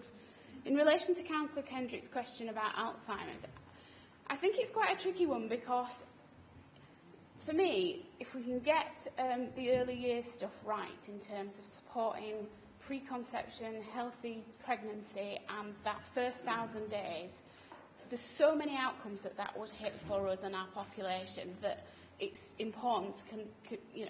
That's it for me. But actually, If you're talking about the rest of the life course, it would be physical activity, because actually if we can encourage more physical activity, that will have an impact on obesity, it supports people stopping smoking, all the main risk factors of Alzheimer's, like diabetes, high blood pressure, would all be impacted by more physical activity, and it's very good for well-being as well. So that would be my answer if it was about what we should focus on. In terms of Councillor Homewood's question about healthy life expectancy, there's probably a really technical definition of what healthy life expectancy means, but in Kirklees, the bit that I find quite worrying is that female life expectancy is lower than male, and actually that doesn't match the national trend, and I don't know why that is, so I've highlighted that as an area I want to find out more about. But I think, personally speaking, the idea that I'm going to get to 59 and then I can expect to be ill, I know it's obviously an average across the population, means that we need to do something differently to try and prevent that from happening. And then finally, in terms of Councillor Murgatroyd, obviously it's always interesting to hear of new place-based, asset-focused approaches, so, you know, obviously interested to hear about how that goes. Thank you, Rachel. Councillor John Taylor, please.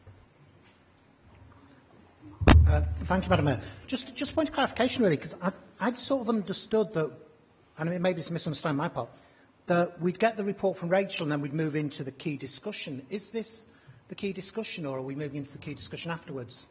Okay, so I'll save some of my comments for the key discussion, but like everybody else, I'd like to welcome the report and the presentation, because I think you are right, it was made more interesting, it was easier for us to understand and perhaps grasp.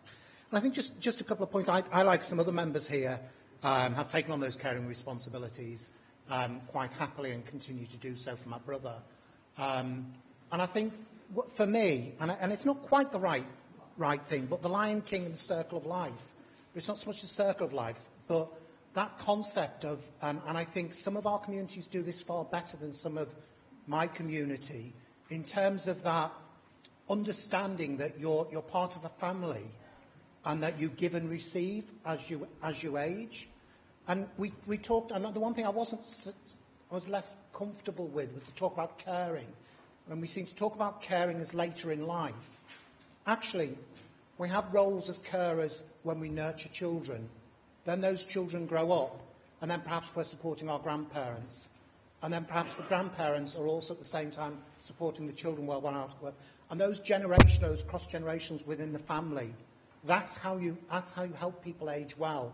It's by keeping it together. And as a society, we seem to have somehow got into the position where family relationships have become more distant and less people feel responsible for their extended family than perhaps we ought to. And if we could try and encourage that to come back a little bit, I think we would all benefit from that. And my other point that I'll pick up, I love your comment about the first 1,000 days of a child's life and how important that is. I think we need to think about how do we get that to be a common narrative across the district. The more people that talk about that, the more people that understand that, that's how we'll change that. Because it's the first time I've heard it, and it absolutely resonates with me, and I completely get it.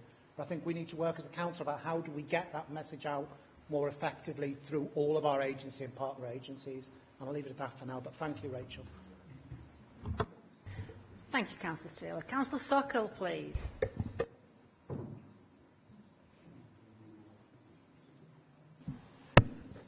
Madam Mayor, I welcome the report from Rachel. It's really interesting. What I want to ask, we all know in this council chamber, Kirklees have a diverse population, different community in Kirklees, right? Some community in Kirklees have more suffering, especially elderly people from diabetes. It might be due to their food, or it's not a healthy food or something else. Years back, we had some reports, in my own ward in Greenhead, and where one part of my ward in Greenhead, Berkshire part of where is mainly Asian community, there was more problem on diabetes and other things, but there was no action was taken that time after the report. what I'm going to ask, Rachel, I think, as David has said, in the future report, you need to give some more breakdown on the different community, and so we can put, this council can put more focus on those community, improve their health. Thank you. Thank you, Councillor Sokol. Councillor Hill, please. Thank you, Madam Mayor. I've a question and a comment, really. Firstly, to get back to the first 1,000 days. So my little boy is 268 days old. When I left the house, he was on his 3rd chocolate biscuit, but that was supervised by his grandmother. So if you could just tell me how much trouble he's in, that would be really good. So, secondly, the comment, really, you touched on the issue of health literacy. And how important it is that people are given the right information to make decisions about their own health. But I kind of think that most people, if asked, would be able to tell you at least some of the basics. You know, that smoking is bad, that drinking is bad, that fruit is good, and physical activity is good. And I think absolutely that people should be given that knowledge as early and as often as possible. But I think my worry is that the way society is increasingly set up actually actively works against that in a lot of instances. And I think I'd be interested in looking at how we as a council can help to counteract some of those structural issues and structural factors that actually prevent us from making the right decisions, even when we know what the right decisions are. Some other members have talked about having their own caring responsibilities. Certainly I've found, just after having my little boy, that there's this overwhelming expectation that you just get back to normal as quickly as possible, even though that's changed forever. And I can only imagine that that's 100-fold that if you suddenly or unexpectedly become a carer for an elderly relative, a disabled relative. I think I also saw something about the amount that people have to earn to be able to eat the government's recommended diet, and that's actually above certainly our regional average and the national average for most people. So actually, even if you know what the right thing to do is, and even if you are really committed to that for yourself and your family, actually if there are structural and social economic factors working against you being able to do that, then what can we as a council do to help support those people? Shortly before I went on maternity leave, I remember attending a regional meeting about multiple employment in the region, people who had 2, 3, up to 6 and 7 jobs that necessitated them getting up at 4 o'clock in the morning, often not getting home till 11 o'clock at night. In between that, they were eating sandwiches and snacks and food out of vending machines, which not only was more expensive, but also much more unhealthy. And they weren't eating as a family, they weren't getting that community ethos because they were just out all day. And those are just a few examples of how I feel, anyway, society works against you being able to make the right decisions, even if your health literacy is very, very high. So I suppose I'd be interested, perhaps not now, I know I've just kind of loaded a load of stuff on you, but for us as a council to be able to bear those in mind, because I think some of the issues that members have raised absolutely touch on those structural barriers to us being able to do the right thing, even when we know what that is. And I would imagine, I haven't looked at the data in depth, but that does tie into a lot of the social deprivation as well, that obviously that a lot of those inequalities become much more extreme the lower down, the higher up the deprivation index you go. So I'd just be interested in your thoughts on that, really. And the biscuit thing. Thanks. Thank you, Councillor Hill. Rachel, do you want to come in at that point?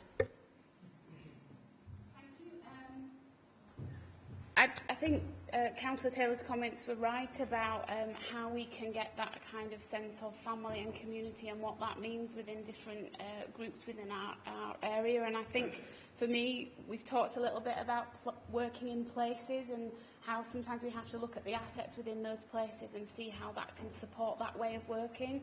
And I think that's much more nuanced than perhaps having a kind of Kirklees-wide approach to things. So I agree with you on that. Councillor Sokol, in terms of the different inequalities or different issues within different communities, the main report is much, much longer and actually has a lot of that detail. And I was conscious of time, so I've only given a bit of an overview, but there is some differences in terms of our population, and we need to find different ways of tackling that, and that features into that report, including some of the assets that are there. I'm not going to comment on the chocolate biscuit, particularly given it was a grandparent supervision, and I've just said how fabulous grandparenting is. But The health literacy thing, I think you're right. I am not one of those people that think that telling people to not do something is going to have any impact at all. Health literacy in its basic sense is actually people that feel confident about going to the doctors, talking about their symptoms and feeling able to go away with an understanding of what's wrong and that they know what to do about it. Actually, sometimes people don't have that. I mean, I had my grandma ring me up and say, they've given me these tablets. And I said, well, do you know what it's for? No. Did they tell you how often to take them? Oh, I don't know. And do I take them with my other medication? So there's some basic health literacy that actually in the older age is really important we can get right. But I think I think for me, we need to create the circumstances which make the healthy choice the easiest choice. And that is where you bring in things like how we can make food available, healthy food available, how we can make sure that people are making those choices. And that won't be done by any kind of health message. And certainly it won't be done by punishing people, I guess, for doing those unhealthy behaviours. So I totally agree with you. This is about how we create the circumstances for that shift. Thank you, Rachel. I was once told that a well-balanced diet is a chocolate biscuit in each hand. Councillor Holmes, please. It's quite coincidental that you've just talked about these facilities with old people and young people, because I got a message at about 11 o'clock last night from somebody on my ward. We want to knock our building down, build community facilities, a cafe, consultation rooms, and above 2 floors with 16 apartments for assisted living for old people, so we can offer them a community to live in that covers loneliness, and we would also like to involve our local primary school. So that in itself would be perfect. They've got architects' drawings. First I'd heard last night. They've got their architects' drawings now. They've contacted me because they're worrying about planning process. I've not seen them yet, but I will be going to see them on Monday. And I haven't even told David this, so I might be in a bit of trouble in a minute. Or Michelle. But what are we doing as a council then? So if we get plans for something like this through, they're already looking at funding. I've given them a few ideas. They've got some. So as a council, what are we going to be able to do to support them to do something like this, given this could actually benefit us massively? Thank you, Councillor Holmes. Councillor Iredale, please. Thank you, Madam Mayor. Thank you, Rachel. That was interesting. I'm very fortunate. I care for my father, who is 93, and my aunt, who is 83. We go down as often as we can. The family go and we visit him. But he is lonely. He's been lonely since Sorry, my mum... can we have a bit of hush, please, while members are speaking? He's been lonely since my mum died, and it doesn't matter how often we go. He's still lonely. Is there anything that we could do to combat that? Thank you, Councillor Iredale. Councillor Smith, please. Thank you, Madam Mayor. Can I just clarify? We're actually talking about the same agenda item here. Are we actually on the key discussion? I know John Taylor asked this, but we get right. Okay. Thank you. Councillor Lawson, please. Thank you, Madam Mayor, and thank you, Rachel, and thanks to the team. There's a lot of work in there. Much appreciated, and yes, interesting to look at. I had wondered, and it's something that I brought up with Councillor Kendrick before now, which is the matter of ACE, which is adverse childhood experiences. You talked to him about the first 1,000 days. It's all about what happens in that first 1,000 days. They stay with you. They stay with you for the rest of your life.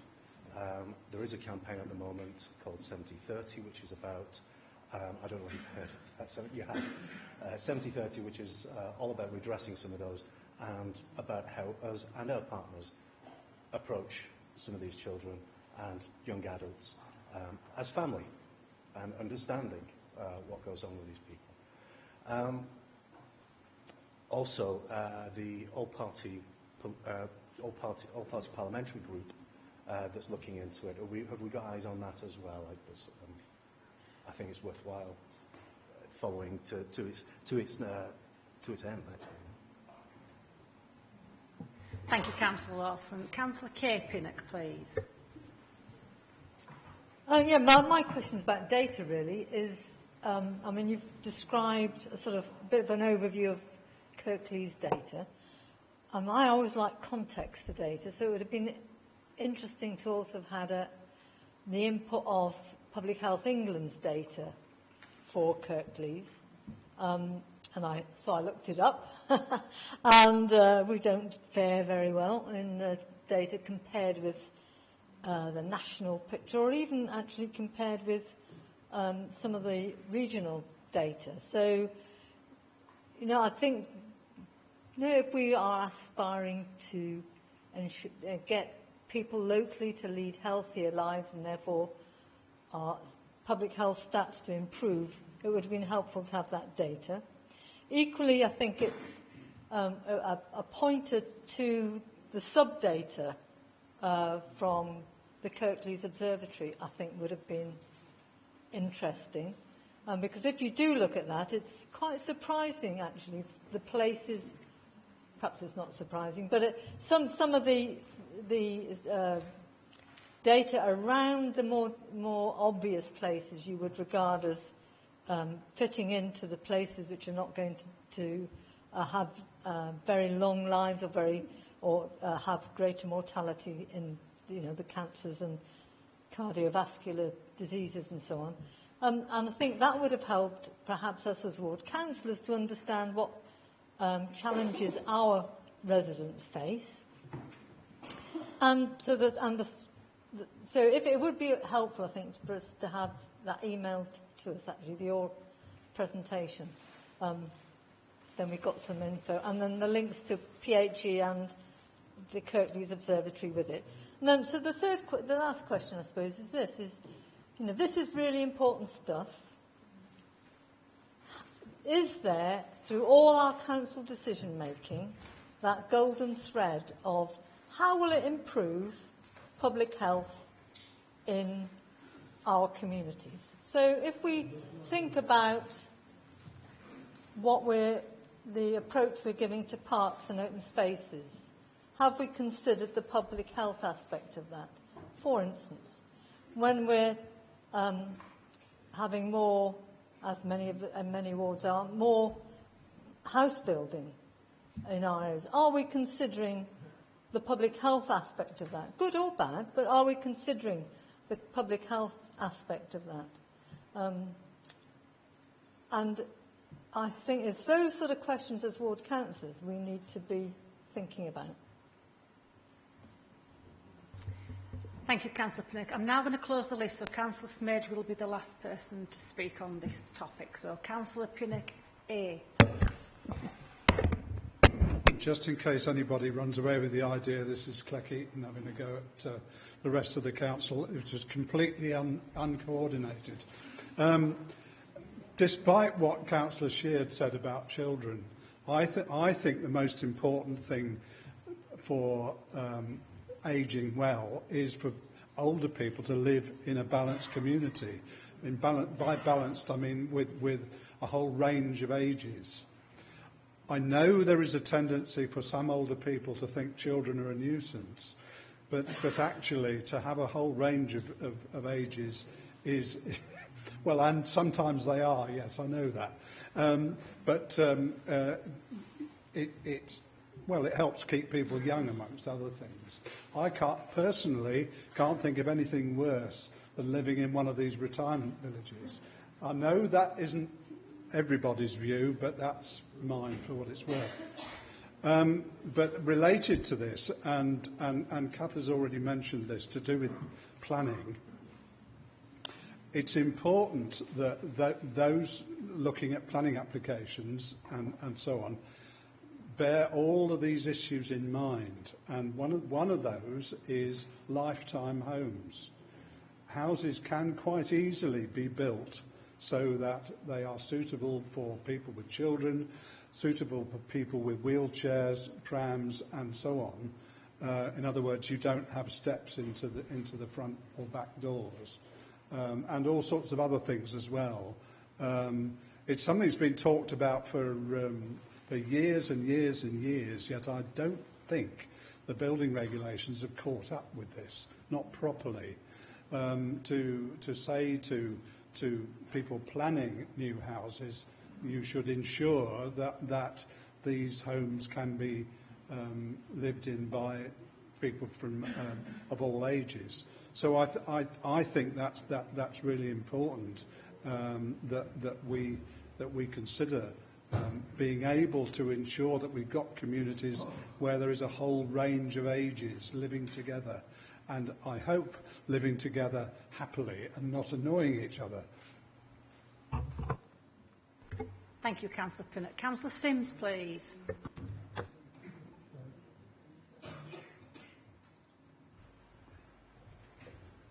Thank you, Madam Mayor. Being one of the younger members of this council, I would like to congratulate you on your graphic, simple presentation, which even me was easily to understand by me.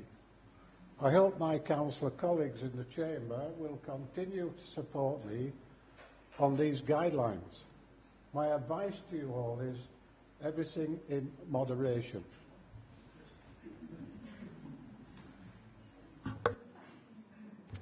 Thank you, Councillor Sims. And Councillor Smage, please.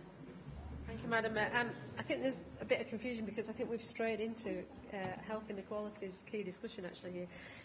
But I wanted to ask about a golden thread all the way through, because we have talked previously in Council about in decision making health inequalities a key part of that decision making, and in the discussions on libraries, the prevention agenda, we did talk about the contribution that health inequalities can make, libraries can make to health inequalities. But also, I just wonder what your thoughts are on the golden thread of health inequalities in the health and social care aspect, that health inequalities are the base to help reduce the demand on health and social care in the future. That it is a key component of that, and that the path from prevention to hospital avoidance should be also seen in terms of health inequalities, and what we and partners do in this respect can help. It might be not straight away, but years down the line can help that demand for acute services.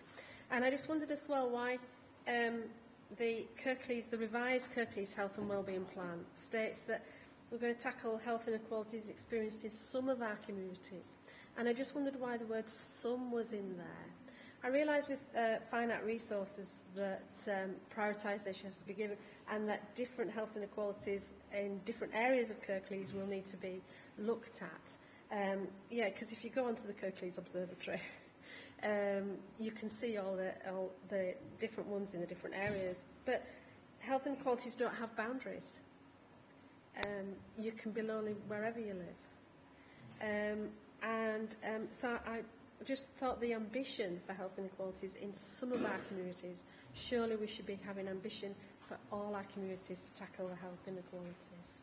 Thank you. Thank you, Councillor Smage. Rachel, please. Thank you.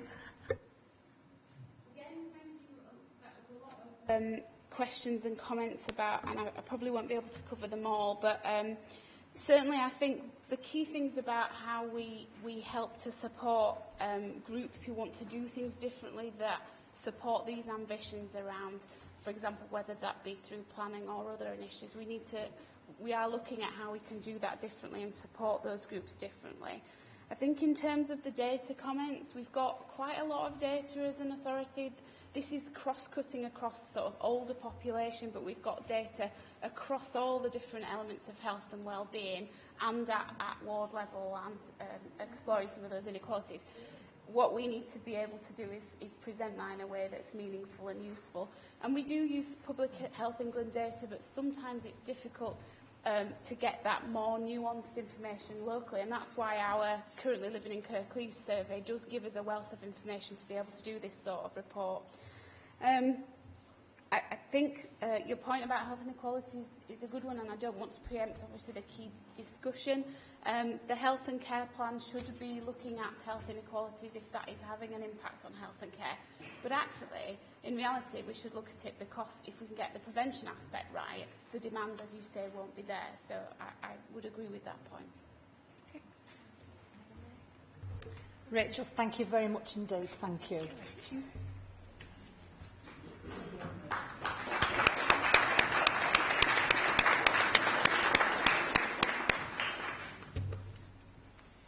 Moving on now to item 11, key discussion topic. And this evening's key discussion will be health inequalities. Council will receive an introduction from the Cabinet Member for Health and Social Care, Councillor Khan, and then I will open the item up to the Council for discussion. Councillor Khan, please. Thank you, Madam Mayor. I'm basically going to cover three areas: what I understand by health equalities and the definitions, and a little bit more detail about what we're doing in Kirklees and the wider social determinants and the wider picture nationally in terms of health inequalities. Health inequalities are unjust, unavoidable. There are avoidable differences in people's health across populations and between socio-economic groups. People in lower socio-economic groups have lower health outcomes than those in middle income, and those earners have poor health outcomes than those who are more affluent than them. So there is a relationship, a gradient, a social gradient that runs across all the health indicators, and that's reflected in the information we have in Kirklees as well. Health inequalities don't occur randomly or by chance. They are socially determined by circumstances largely beyond an individual's control. These circumstances disadvantage people and limit their chances to live longer and healthier lives. The fundamental causes of health inequalities are an unequal distribution of income, power and wealth. Income is a key influencing factor in terms of health inequalities, followed by decent housing, education, social isolation and access to cultural and social opportunities. Everyone is living longer but in poorer health. This results in huge implications for the future provision for health and social care. Now in Kirklees we have a wealth of data. Rachel's just touched upon some of it, but we have some really detailed information in terms of demographics, who's more likely to do physical exercise in what areas, and who's more likely to be overweight or obese, and those who are more likely to eat their 5 portions of fruit and veg a day and those who aren't. I could go on, but it is really kind of detailed, strong data we have there. And just relating to Councillor Smager's earlier question, this is one of the reasons why some of the interventions are more targeted, so we can reach the people who need the interventions. Our data also shows that people from affluent areas are more likely to access services. Now, we're using, it's okay having all this data, but so what? But we're using this data to model a new model, a integrated wellness model. Previously, the wellness-related services have been delivered with a focus on just an illness. We now recognise that mental and social and physical health is all interdependent on each other. So we're creating a person-centred approach which is holistic. So rather than somebody coming along with just one issue, they will have an assessment of all the issues and get either signposted for those issues to be addressed. We're also creating alliances and partnerships more broadly, given that health inequalities, other things impact like employment and finances and things. So we're creating a model that will liaise more with with, say, like benefits advice and the housing department. And also, I think it's important that it's a seamless service, so rather than having a referral, say, to PALS, which is separate to a referrals to weight management and so forth, it's a seamless model where there's only one referral. It doesn't cause people loads of confusion and they're not battered and passed along between services. So the model aims to affect system change and develop innovative alliances, partnerships, sharing of resources across a range of services and settings in Kirklees. This approach seeks to tackle health inequalities within a model in which access to resources and services are central to it, and it will support both the West Yorkshire Harrogate Sustainability and Transformation Plan and our Kirklees Health and Wellbeing Plan by helping us to reduce demand on health and social care. Okay. The first phase of the model goes live next April 2019.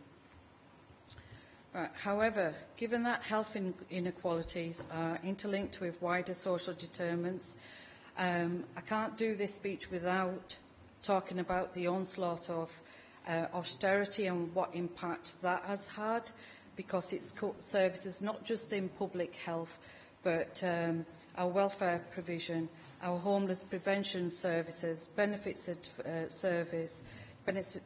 advisor, and as well as impacting all on our local charities that provide invaluable support to individuals.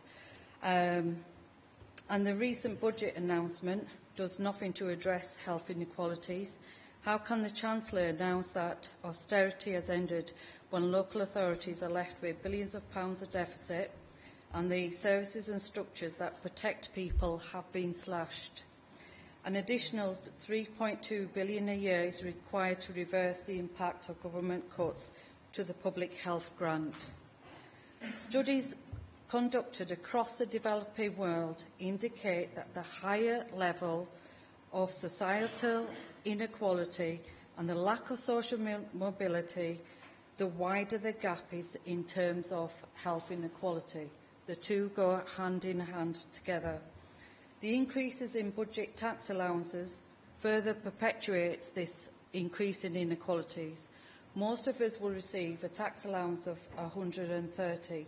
Higher earners will receive a tax allowance of around 830. This demonstrates a widening of inequality gap in society, and that can't be good in terms of health inequalities. The population of those aged 65-85 is predicted to increase by 30% by 2030. As the number of people with multiple long-term health conditions increases with age, a projected ageing population is likely to lead to a greater demand on resources. Unless wider society and structural inequalities are adequately addressed, health inequalities will continue to be a problem.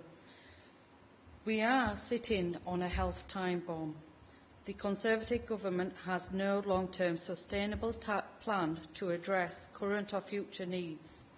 Short-sighted sticking plasters solutions are, as announced in last week's budget, are not adequate to address this health crisis. Thank you, Councillor Khan. I will now open the item up for Council to discuss. Councillor Smedge, please.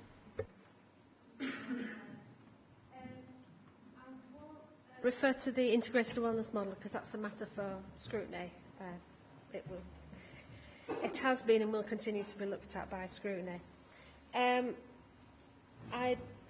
If you look at the data for Kirklees, the obesity in adults, there is a downward trend in all of the areas that the trend page covers for obesity in adults. Now, I know I'm a picture of health inequalities. especially when you try and convince yourself that the blueberry muffin you're having is part of your fat of the day, and you ignore the fat and the carbohydrate and the rest of it. Seriously, there is a downward trend in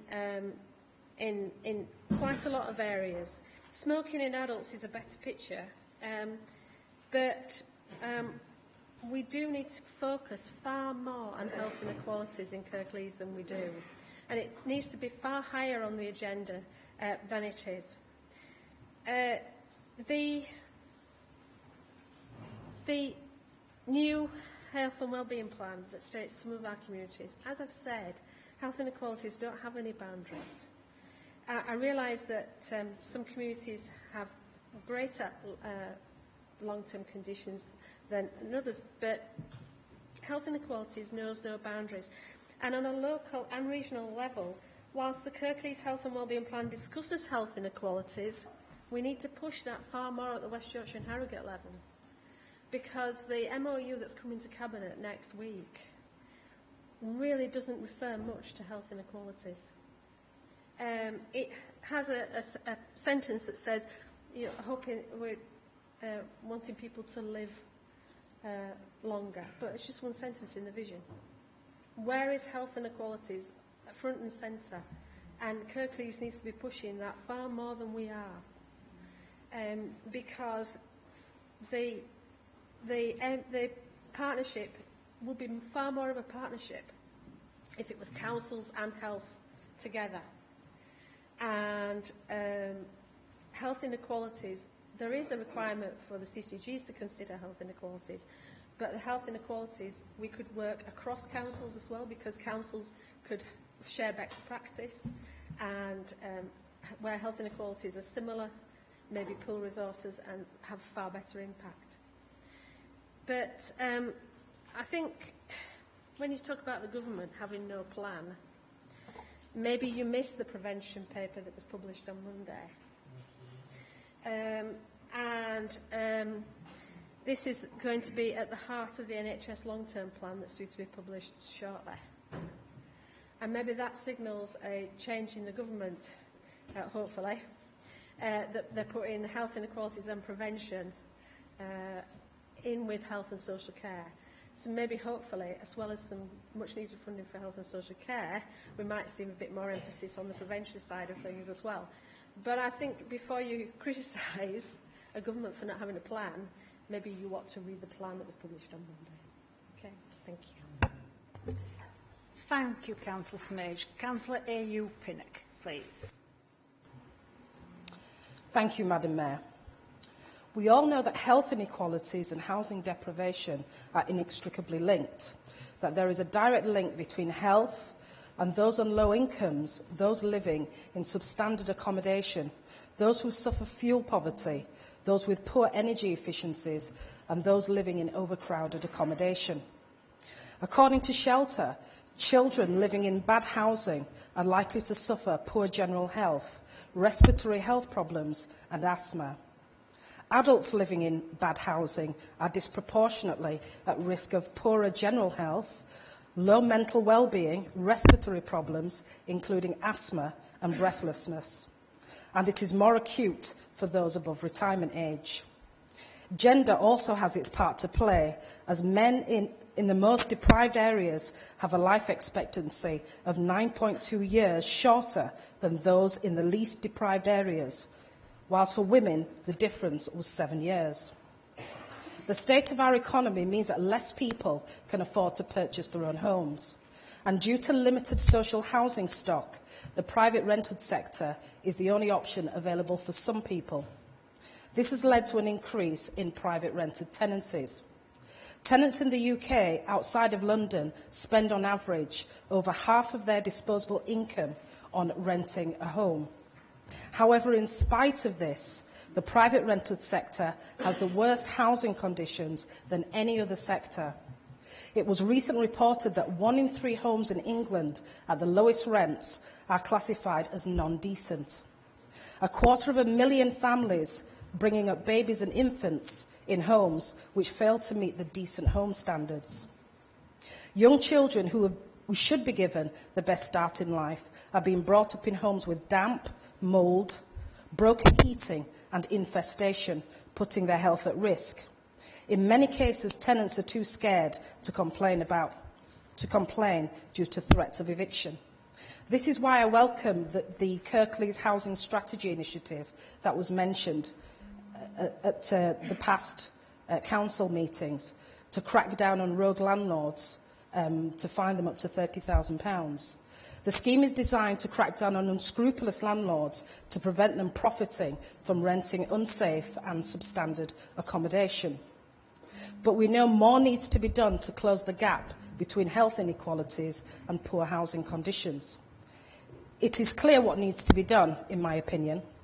Legislation is inadequate to tackle the problem.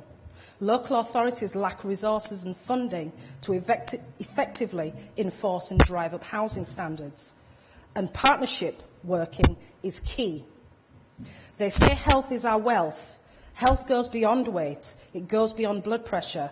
Health is about physical, mental, emotional and spiritual well-being, something we all should experience, irrespective of our individual differences and characteristics.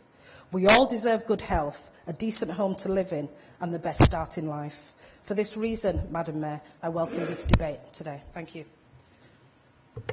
Thank you, Councillor Pinnock. Councillor Walker, please. Thank you, Madam Mayor. I very much welcomed Councillor Khan's analysis of this issue. I think she hits the nail on the head that health inequality is really all about income inequality.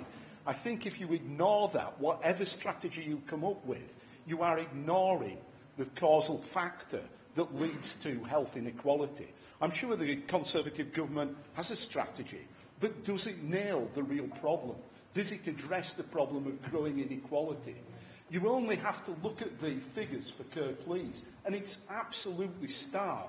The figures for low life expectancy and low healthy life expectancy are in the poorest wards within the district. It's absolutely crystal clear. I think one of the great tragedies of the last 8 years is that in 2010, the Marmot Review, Fair Society, Healthy Lives, was probably one of the best public reports that's been published over the last 20 years. It was a very, very incisive look at public health and what leads to public health. And it was really clear that it's about inequality. And I think the great tragedy of the last 8 years in terms of public health is that this has been ignored by our government. I think as a council, I think as a Labour group, we should be proud of the fact that we have looked at inequality, we have tried to tackle it. And I think we should always ensure that this is at the very core of all the policies that we're pursuing. I think things like the inclusive growth strategy, which we're currently undertaking, I very much welcome Councillor Pandor's initiative to really bring this to the fore of our economic policy.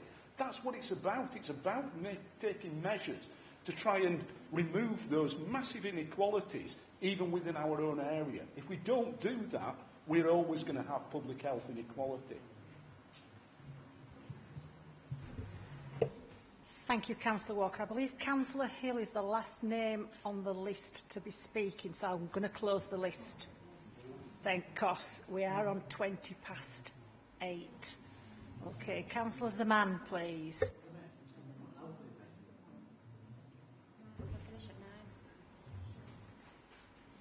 No one's asked to go over at 9 yet. It's 8:20. And with a number of people wanting to speak, we've got at least another 45 minutes on this item. Okay. So, Councillor Zaman, please. Thank you, Madam Mayor. Poverty and mental health inequalities have become two of the worst issues to hit our communities. A report from the Food Foundation think tank warns that nearly 4 million children in Britain live in households that are too poor to eat healthily, unable to afford to buy fruit, vegetables, fish and other healthy foods to meet the official nutritional guidelines. The number of families and children facing poverty, food poverty, is very concerning. YouGov figures published by End Hunger UK on 30th of January 2018 reported that 1 in 10 adults and almost 1 in 4 parents with children under the age of 18 have skipped a meal because of the lack of money. It also found that 1 in 7 worry about not having enough to eat, and 1 in 12 have gone a whole day without eating. No child should go hungry. This government are hopelessly out of touch. They have cut everything to the bare bones, slashed social security over the last 7 years, leaving more people in poverty, subject to a punitive sanction regime and reliance on food banks. Universal credit has increased the use of food banks. People have been pushed into debt, destitution and hunger as a result of delays, errors and a lack of flexibility and inadequate support. The Joseph Rowntree Foundation has argued the budget could have increased child benefit by £5 a week, increased universal work allowances by a further £1,500 above the policy announced recently, or increase the universal credit payment for children. Each of these would have cost the same as income tax changes, yet each of them would enable hundreds and thousands of children and adults to escape poverty. The Shadow Chancellor said that austerity is not ending. Poverty is a major cause for concern and mental illness. Living on benefits and low income and not being able to pay your bills, buy your food, cover the rent and afford to provide for your children, even if you have no dependents, living on the breadline is stressful and has a huge impact on mental wellness. The impact of all this: last week alone, Batley Food Bank gave out 186 bags of food, varying from families, single people, to couples with 5 children. This is a horrific number.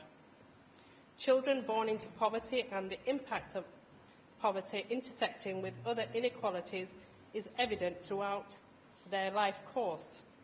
An example from Batley Food Bank recently saw a 48-year-old male who had worked all his life. Due to his relationship breakdown, he became homeless and started to sleep down by Dewsbury Riverside. He would come to the food bank a few times a week for lunch and told the volunteers, "You are the only people who value me and speak to me. People walk past me as if I don't exist." You can imagine the mental and emotional impact on this person. Another ex-colleague of mine went into foster care, retired due to ill health, massive delays with sorting out her benefits, missing national insurance contributions, which should have been covered by fostering, meant ESA has been refused. She's still waiting weeks at a time to get a job centre appointment. She sold off her nice clothes, her jewellery, to make ends meet. And now she's staying with various friends and relatives on an ad hoc basis until she is able to heat her flat and the matter is resolved. She has already tried with eviction threats. Stress and anxiety are further affecting her mental health and well-being. Madam Mayor, I can go on with such sad cases. We have a responsibility not only to provide decent care in times of crisis, but to support our communities, particularly the younger generation, before they reach crisis point. You can't ignore the links between poverty and mental health problems. 30 seconds, Councillor Zaman. Dealing with both issues should be given top priority and commitment. Let's help and support those who cannot help themselves. Thank you, Councillor Zaman. Councillor Kendrick, please. Thank you, Madam Mayor. I suppose I want to touch, I think, on something that Councillor Smage was heading towards and was said earlier at this meeting. I doubt many other councils in Yorkshire face the range of cross-border health provision that Kirklees faces.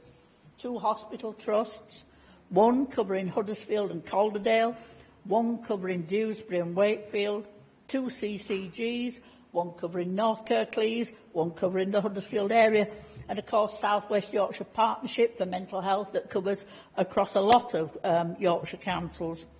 And I feel that this can inevitably lead to differences in provision and access to services, and I've certainly come across cases that have been so. I do believe there's an appetite for all partner organisations to work together to provide better services, but this situation is an additional barrier. However, for me, the absence of access to NHS dental services for some areas in Kirklees is scandalous. This issue was researched and presented by Health Watch Kirklees at the Health and Wellbeing Board and to NHS England, who commissioned NHS dental services, I think about 3 years ago, all to no avail. This is families, children, older people with no access to dental services because they don't have the money to pay a dentist. Again, the economic factor comes in. Here we are in 2018 with a charity that normally works in third world countries, working in Dewsbury, working in Batley, providing emergency services, probably needed in other areas of Kirklees, I don't know. And whilst we need as a council to continue to work with partner organisations to achieve the best services for people of Kirklees, there's a very clear message from the Director of Public Health presentation that there's a strong role for the Council to work along with partners in developing and supporting communities, but also there's a very strong role for all of us as ward councillors. It's not just about chucking money at issues if we had spare money to chuck, and if we did, probably those ought to go towards mental health services for children and young people, which are sadly lacking. But it is about how we as councillors can help and support the growth of groups and activities, such as men's sheds, dementia groups, carers groups and so on. And I don't mean about imposing those on communities. It's about where communities want to do that activity, helping make it happen. A little bit like the project that Councillor Murgatroyd was talking about earlier. The regular pensioner coffee mornings, parent and toddler groups, opportunities for voluntary work, the local walking group are equally important in contributing to reducing health inequalities. It's about how we promote information about health issues, about activities and opportunities, and how we encourage people. We might, in trying to help set up those things, think we're not contributing to good health and well-being, but we are. And it's something as ward councillors we really strongly need to work on. But one of the things that for me is of great importance is how we remove barriers to participation in communities. And as this authority, we inadvertently, through fairly historic policies, create barriers that stop that happening. And where we find those, we should be raising them as councillors and knocking them away.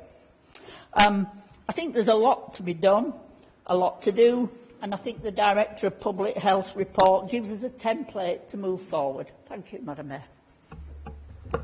Thank you, Councillor Kendrick. Councillor Upwall, please. Thank you, Madam Mayor.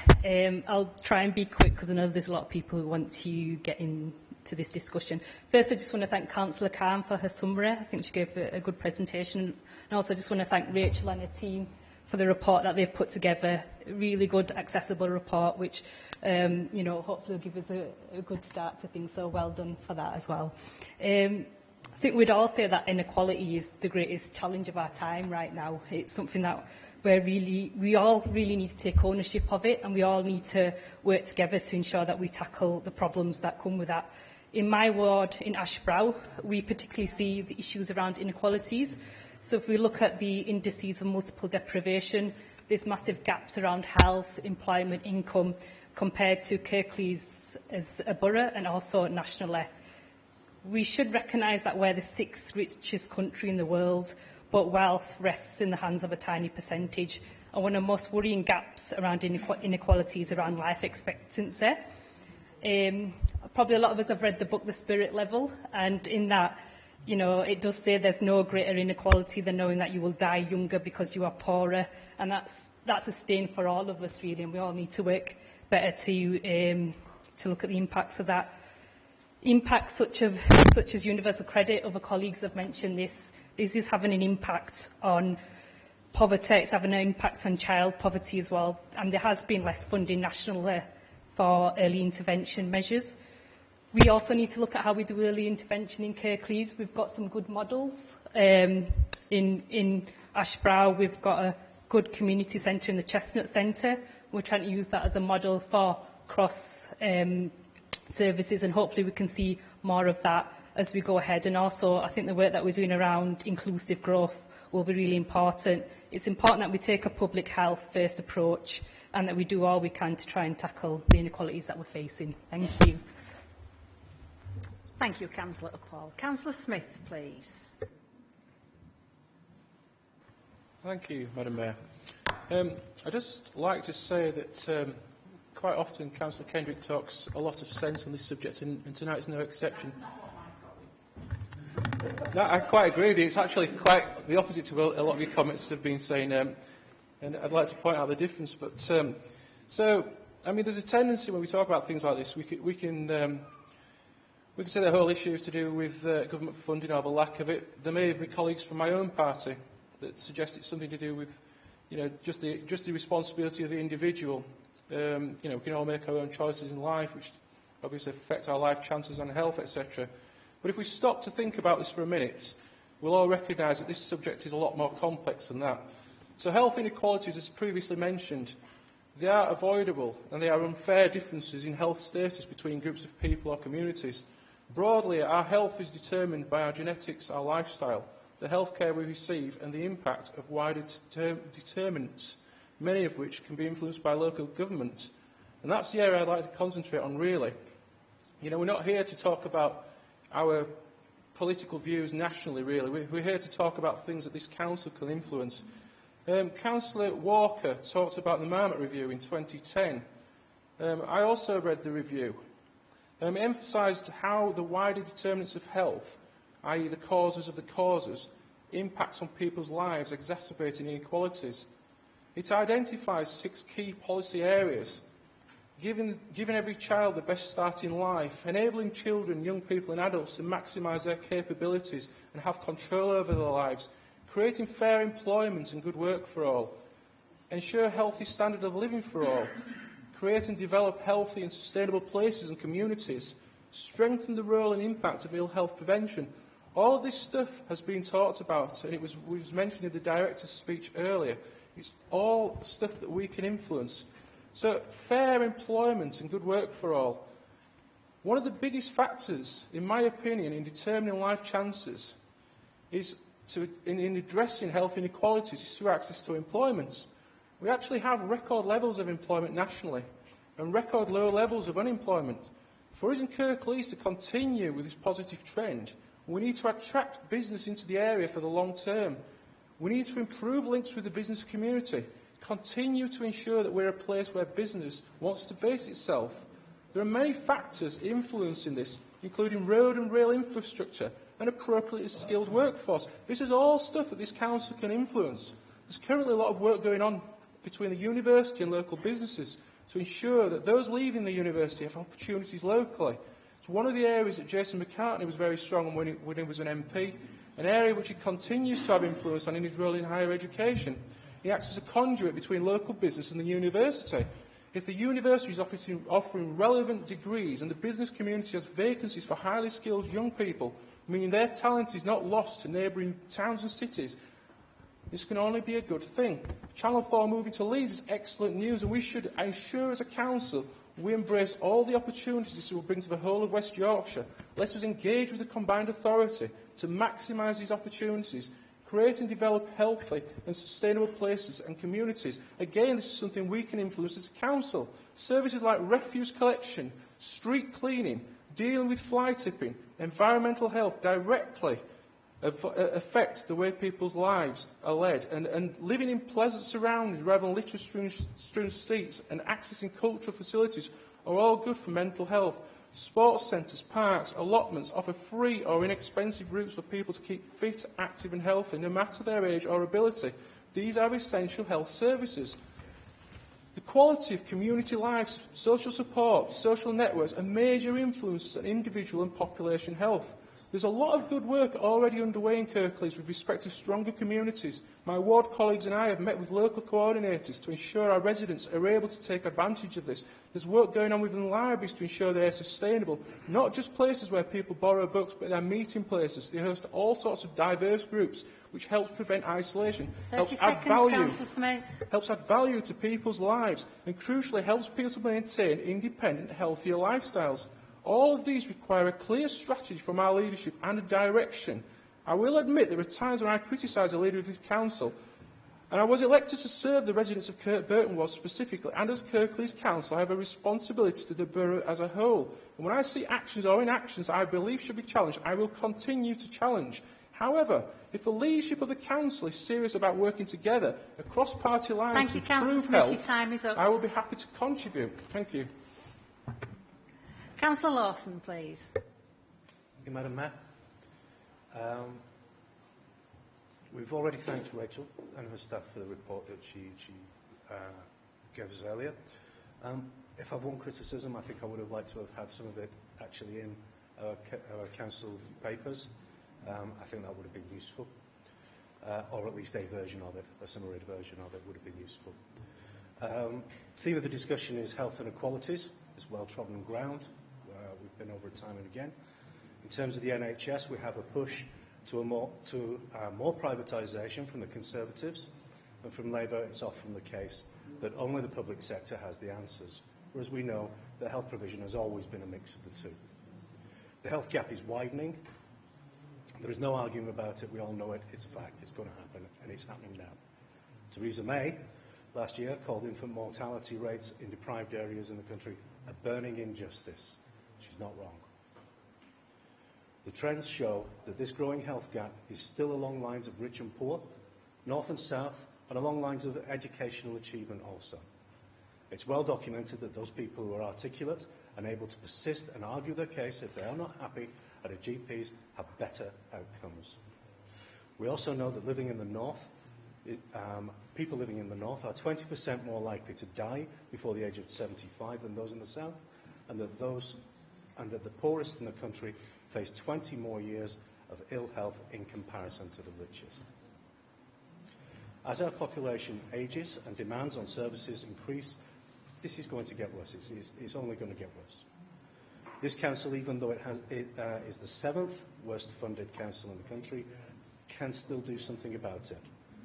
Still do something to offset the worst effects amongst our most vulnerable.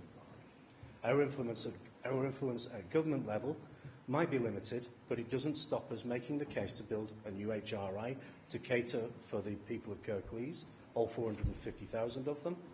One of the things that can happen to us as we age is that we have to stop driving. We need health provision where the people are, not where the money is. This is something we've done across party, and this is something this group has been proud to support. It's on a local level, though, that we make our influence really felt. It's how we support the libraries that, thanks to the campaigners and volunteers, are still open to continue their work against isolation and offer that community glue that binds people together. Our remaining lunch clubs do a lot of the heavy lifting when it comes to keeping our elderly connected and in touch with a friendly form of support. And as I've mentioned, public transport is vitally important when it comes to being able to access services for visiting relatives if the household driver, for example, is the one in hospital.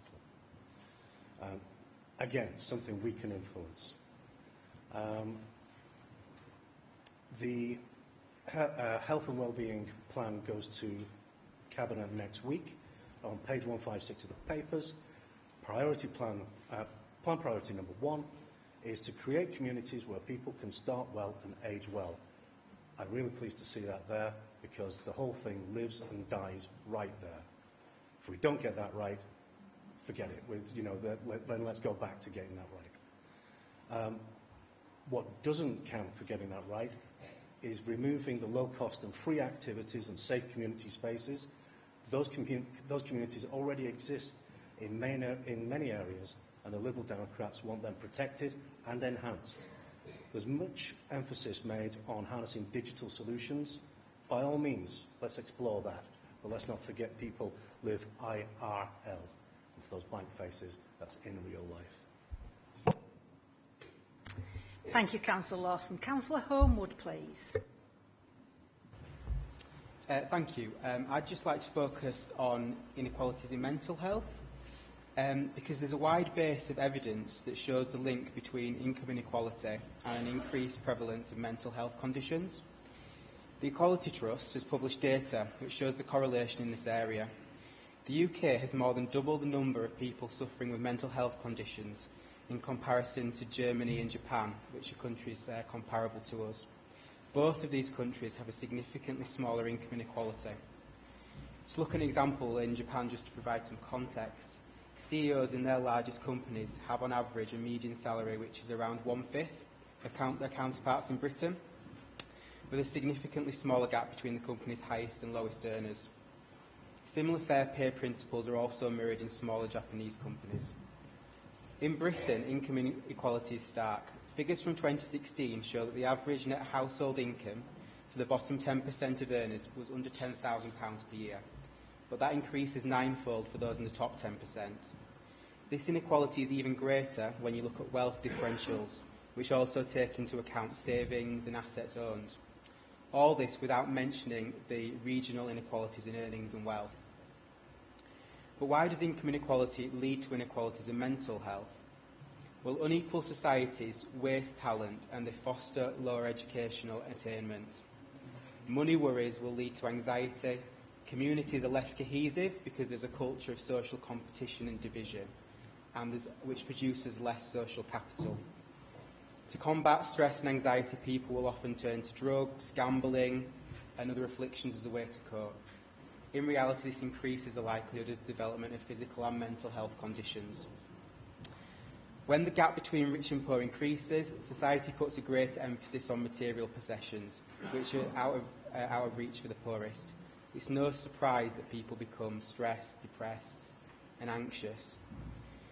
If we want to change the inequalities we see in regards to mental health, then we need to make a fundamental change to the way society and our economy work.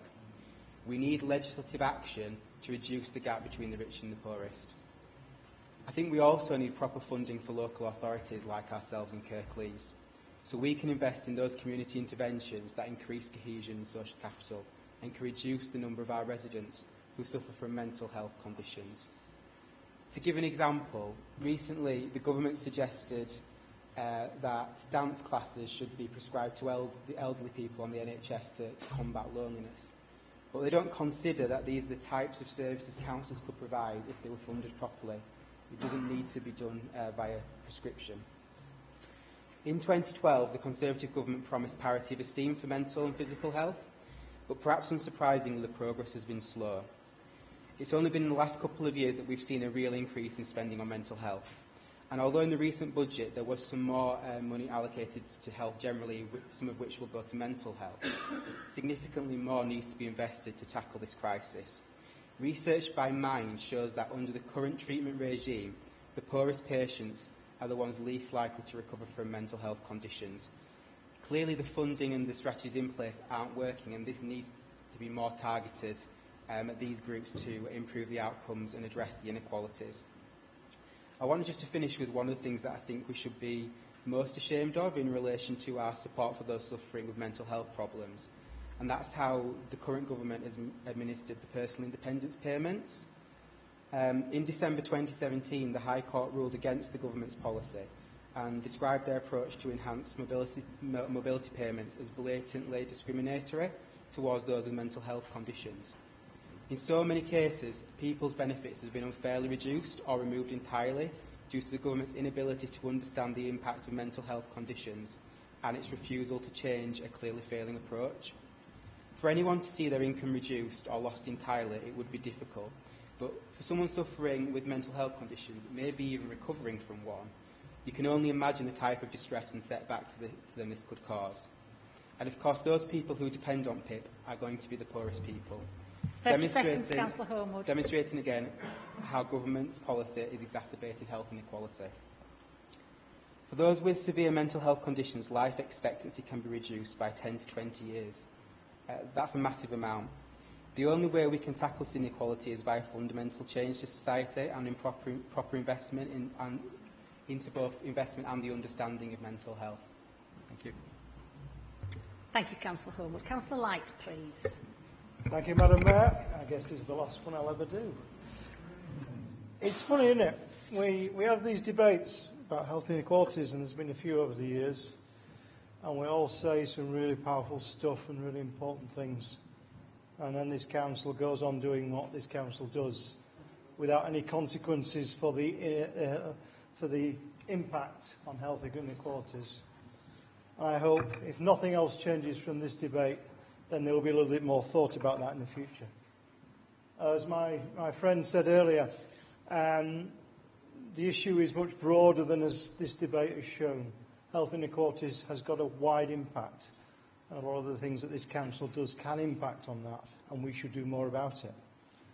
When are we going to start talking about health inequalities? When we decide where we build things, or where other people build things. Our local development framework paid scant regard for health inequalities, and the cramming of buildings into already overdeveloped areas does not improve health inequalities. Equally on transport, another key aspect which we need to look at in terms of health inequalities. And again, we've failed to do that. I actually think the government announcement, and clearly the Labour speechwriters missed that announcement from earlier in the discussion, because the government and the Secretary of State's announcement about the future public health strategy, I think, was really important for the future of this council and other councils like ours. Their commitment from government to improve life expectancy is something we all should be united behind, and asking how can we contribute to that strategy and how can we press government to do more on that. I think that's really important, as equally was the announcements on mental health, which I think we should all welcome very strongly. I do want to just focus on two issues, if I can. The first, briefly, because it's been covered by other speakers, is mental health, and I think that is one of those issues that cross-cuts all social divides. And I think we need to think about health inequalities, not just in terms of the social divides that we traditionally do, but actually those issues also that cross those divides. Mental health is a clear one, and that's getting the national publicity. The one that's trailing in its wake and needs to gain more credence is air quality. Air quality is affecting people's lives in this borough and in others. In my ward, we have an air quality improvement zone. We have some of the worst air quality in Kirklees and in the country, and we can do more about that as a council. And it's time we address air quality as an issue, as a council, and we press more national action on it, for more national action on it as well. Because recent studies, you may have seen the report, linking poor air quality, linking that with dementia. As someone whose mother, who died from Alzheimer's and dementia and went through 10 years of suffering through that, I would wish that on no one. And I think if there's a clear link, and it seems that the evidence is suggesting that a clear link to dementia and mental illness is with air quality, we need to do more, and we need to look at how we're doing that. And that affects all communities. However, I don't want to leave this council just having a whinge about things we should be doing. I want to give you some solutions. Right. And I want to challenge you, leader, to actually do this. If you care about air quality and you want to see a change, then I challenge you to set up in every air quality action zone a moss tree. A moss tree. You don't know what a moss tree is, do you? Let me tell you. If you actually Google Newcastle City Council, you'll find out about a moss tree. You'll find out about the moss tree in the Haymarket in the centre of Newcastle, and the others that have been sprouting up literally across the northeast. A moss tree actually represents the benefits to air quality of up to 270 fully grown trees. Now I know what job you've got.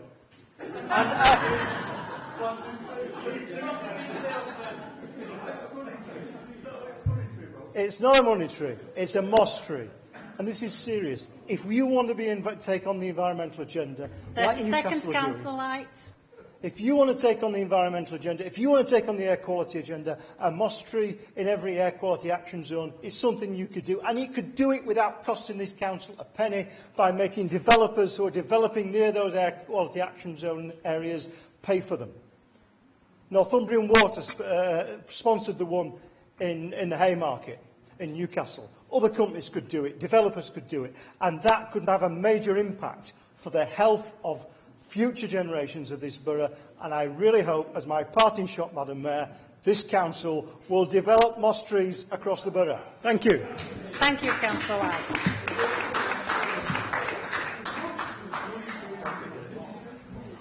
Councillor J. Taylor, please.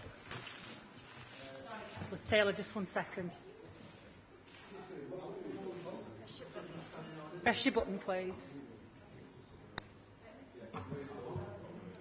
I want to move suspension of CPR 16 to allow consideration of item 16, modern slavery, with this item being put to the vote directly after being moved and seconded without comment.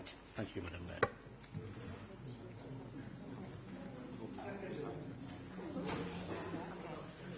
Yeah. Thank you, Councillor Pandor. So we're going to continue with the item we're on now until 9 o'clock, and then we will take number 16, motion on modern slavery. Oh, sorry. Sorry, we need to vote on if people are happy to take that vote at 9 o'clock. Show of hands.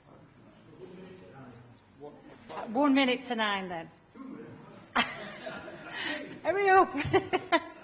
That's carried. So we will continue just for the next few minutes on this item. Councillor John Taylor, please. Thank you, Madam Mayor. I welcome a lot of the comments that have been made this evening. I particularly welcome the comment about the creation of a centralised model that will look at health inequalities holistically.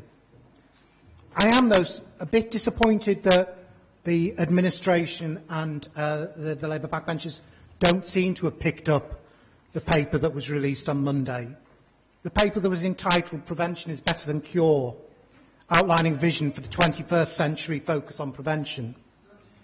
It talked about stopping people falling into poor health and that this will become a fundamental focus of the long-term plan for the NHS. And I saw a comment somewhere, I've tried to find it on Google, I can't find it, about changing the NHS from being a national illness service to a national prevention service, and shifting attention away from treating a single disease to promoting the health of the whole individual. And I think all of this needs to be welcomed. It talks about a greater focus on prevention and a greater emphasis on primary and community care and greater integration as a solution. I just wanted to highlight some of the things that we are doing locally. Somebody earlier on did mention the PALS scheme. I'm not sure if everybody's aware of the PALS scheme, but this is an excellent scheme that is run by this council, and it sets the standard nationally in terms of helping people who have various health issues to become active. And what's really great about this scheme is often people who've been through that scheme are that infused by what they've achieved that they volunteer to support that scheme. And I would encourage all of you to go and see it in action. I was a bit worried when I got there because I thought they were going to make me do all the exercises. All right, but I didn't, fortunately. But it was heartwarming to see people with a variety of conditions who could either partake in all of the activities. It's like a circuit training. They could either do all of the activities or some of them. And this is the sort of stuff we ought to be promoting. My second point I want to mention, and I think you'd be disappointed if I didn't, is libraries and the role that libraries play in this. Libraries are a key part of our prevention agenda, and I'm really pleased to see the change of emphasis by this administration and by the council to be much more supportive of libraries and the wide range of opportunities they offer. We talked about volunteering earlier and how important that is, but also that first 1,000 days. It's important that children get that cognitive engagement through books, through looking at storybooks, looking at picture books, and all of that provides as well. And my third point, and I'll finish on, is Community Plus.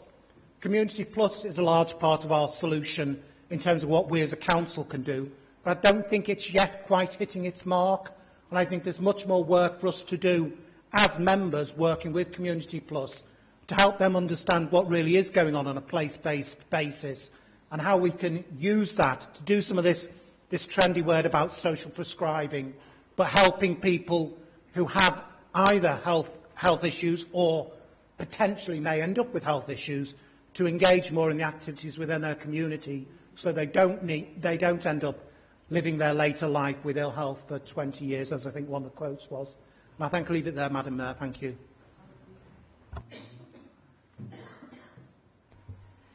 Thank you, Councillor Watson. Just before we move... Taylor, sorry. I'm not well, I keep telling you, nobody's listening to me. Just before we move now to item 16, please can you, I'm sure you will join me in wishing Happy Diwali to residents in Kirklees. Thank you.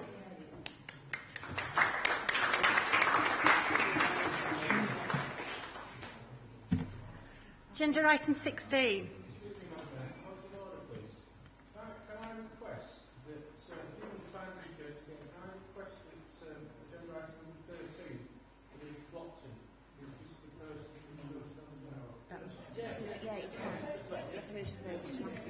Yes, people happy to vote on that. Okay, right. Can we do number 16 first? Item number 16, motion under Council Procedure Rule 14, asked at modern slavery. Do I have a mover? Councillor Hughes, thank you. Do I have a seconder? Councillor Pandor, please come and move straight to the vote by show of hands. That is carried. Thank you. Back to motion 13. Motion under Council Procedure Rule 14 as to Flockton traffic issues. Do I have a mover? Thank you. Do I have a seconder? Thank you. Please can we move straight to the vote by show of hands? That is carried. Thank you. I'm going to end the meeting because I really need some night nurse. Closing the meeting. Thank you.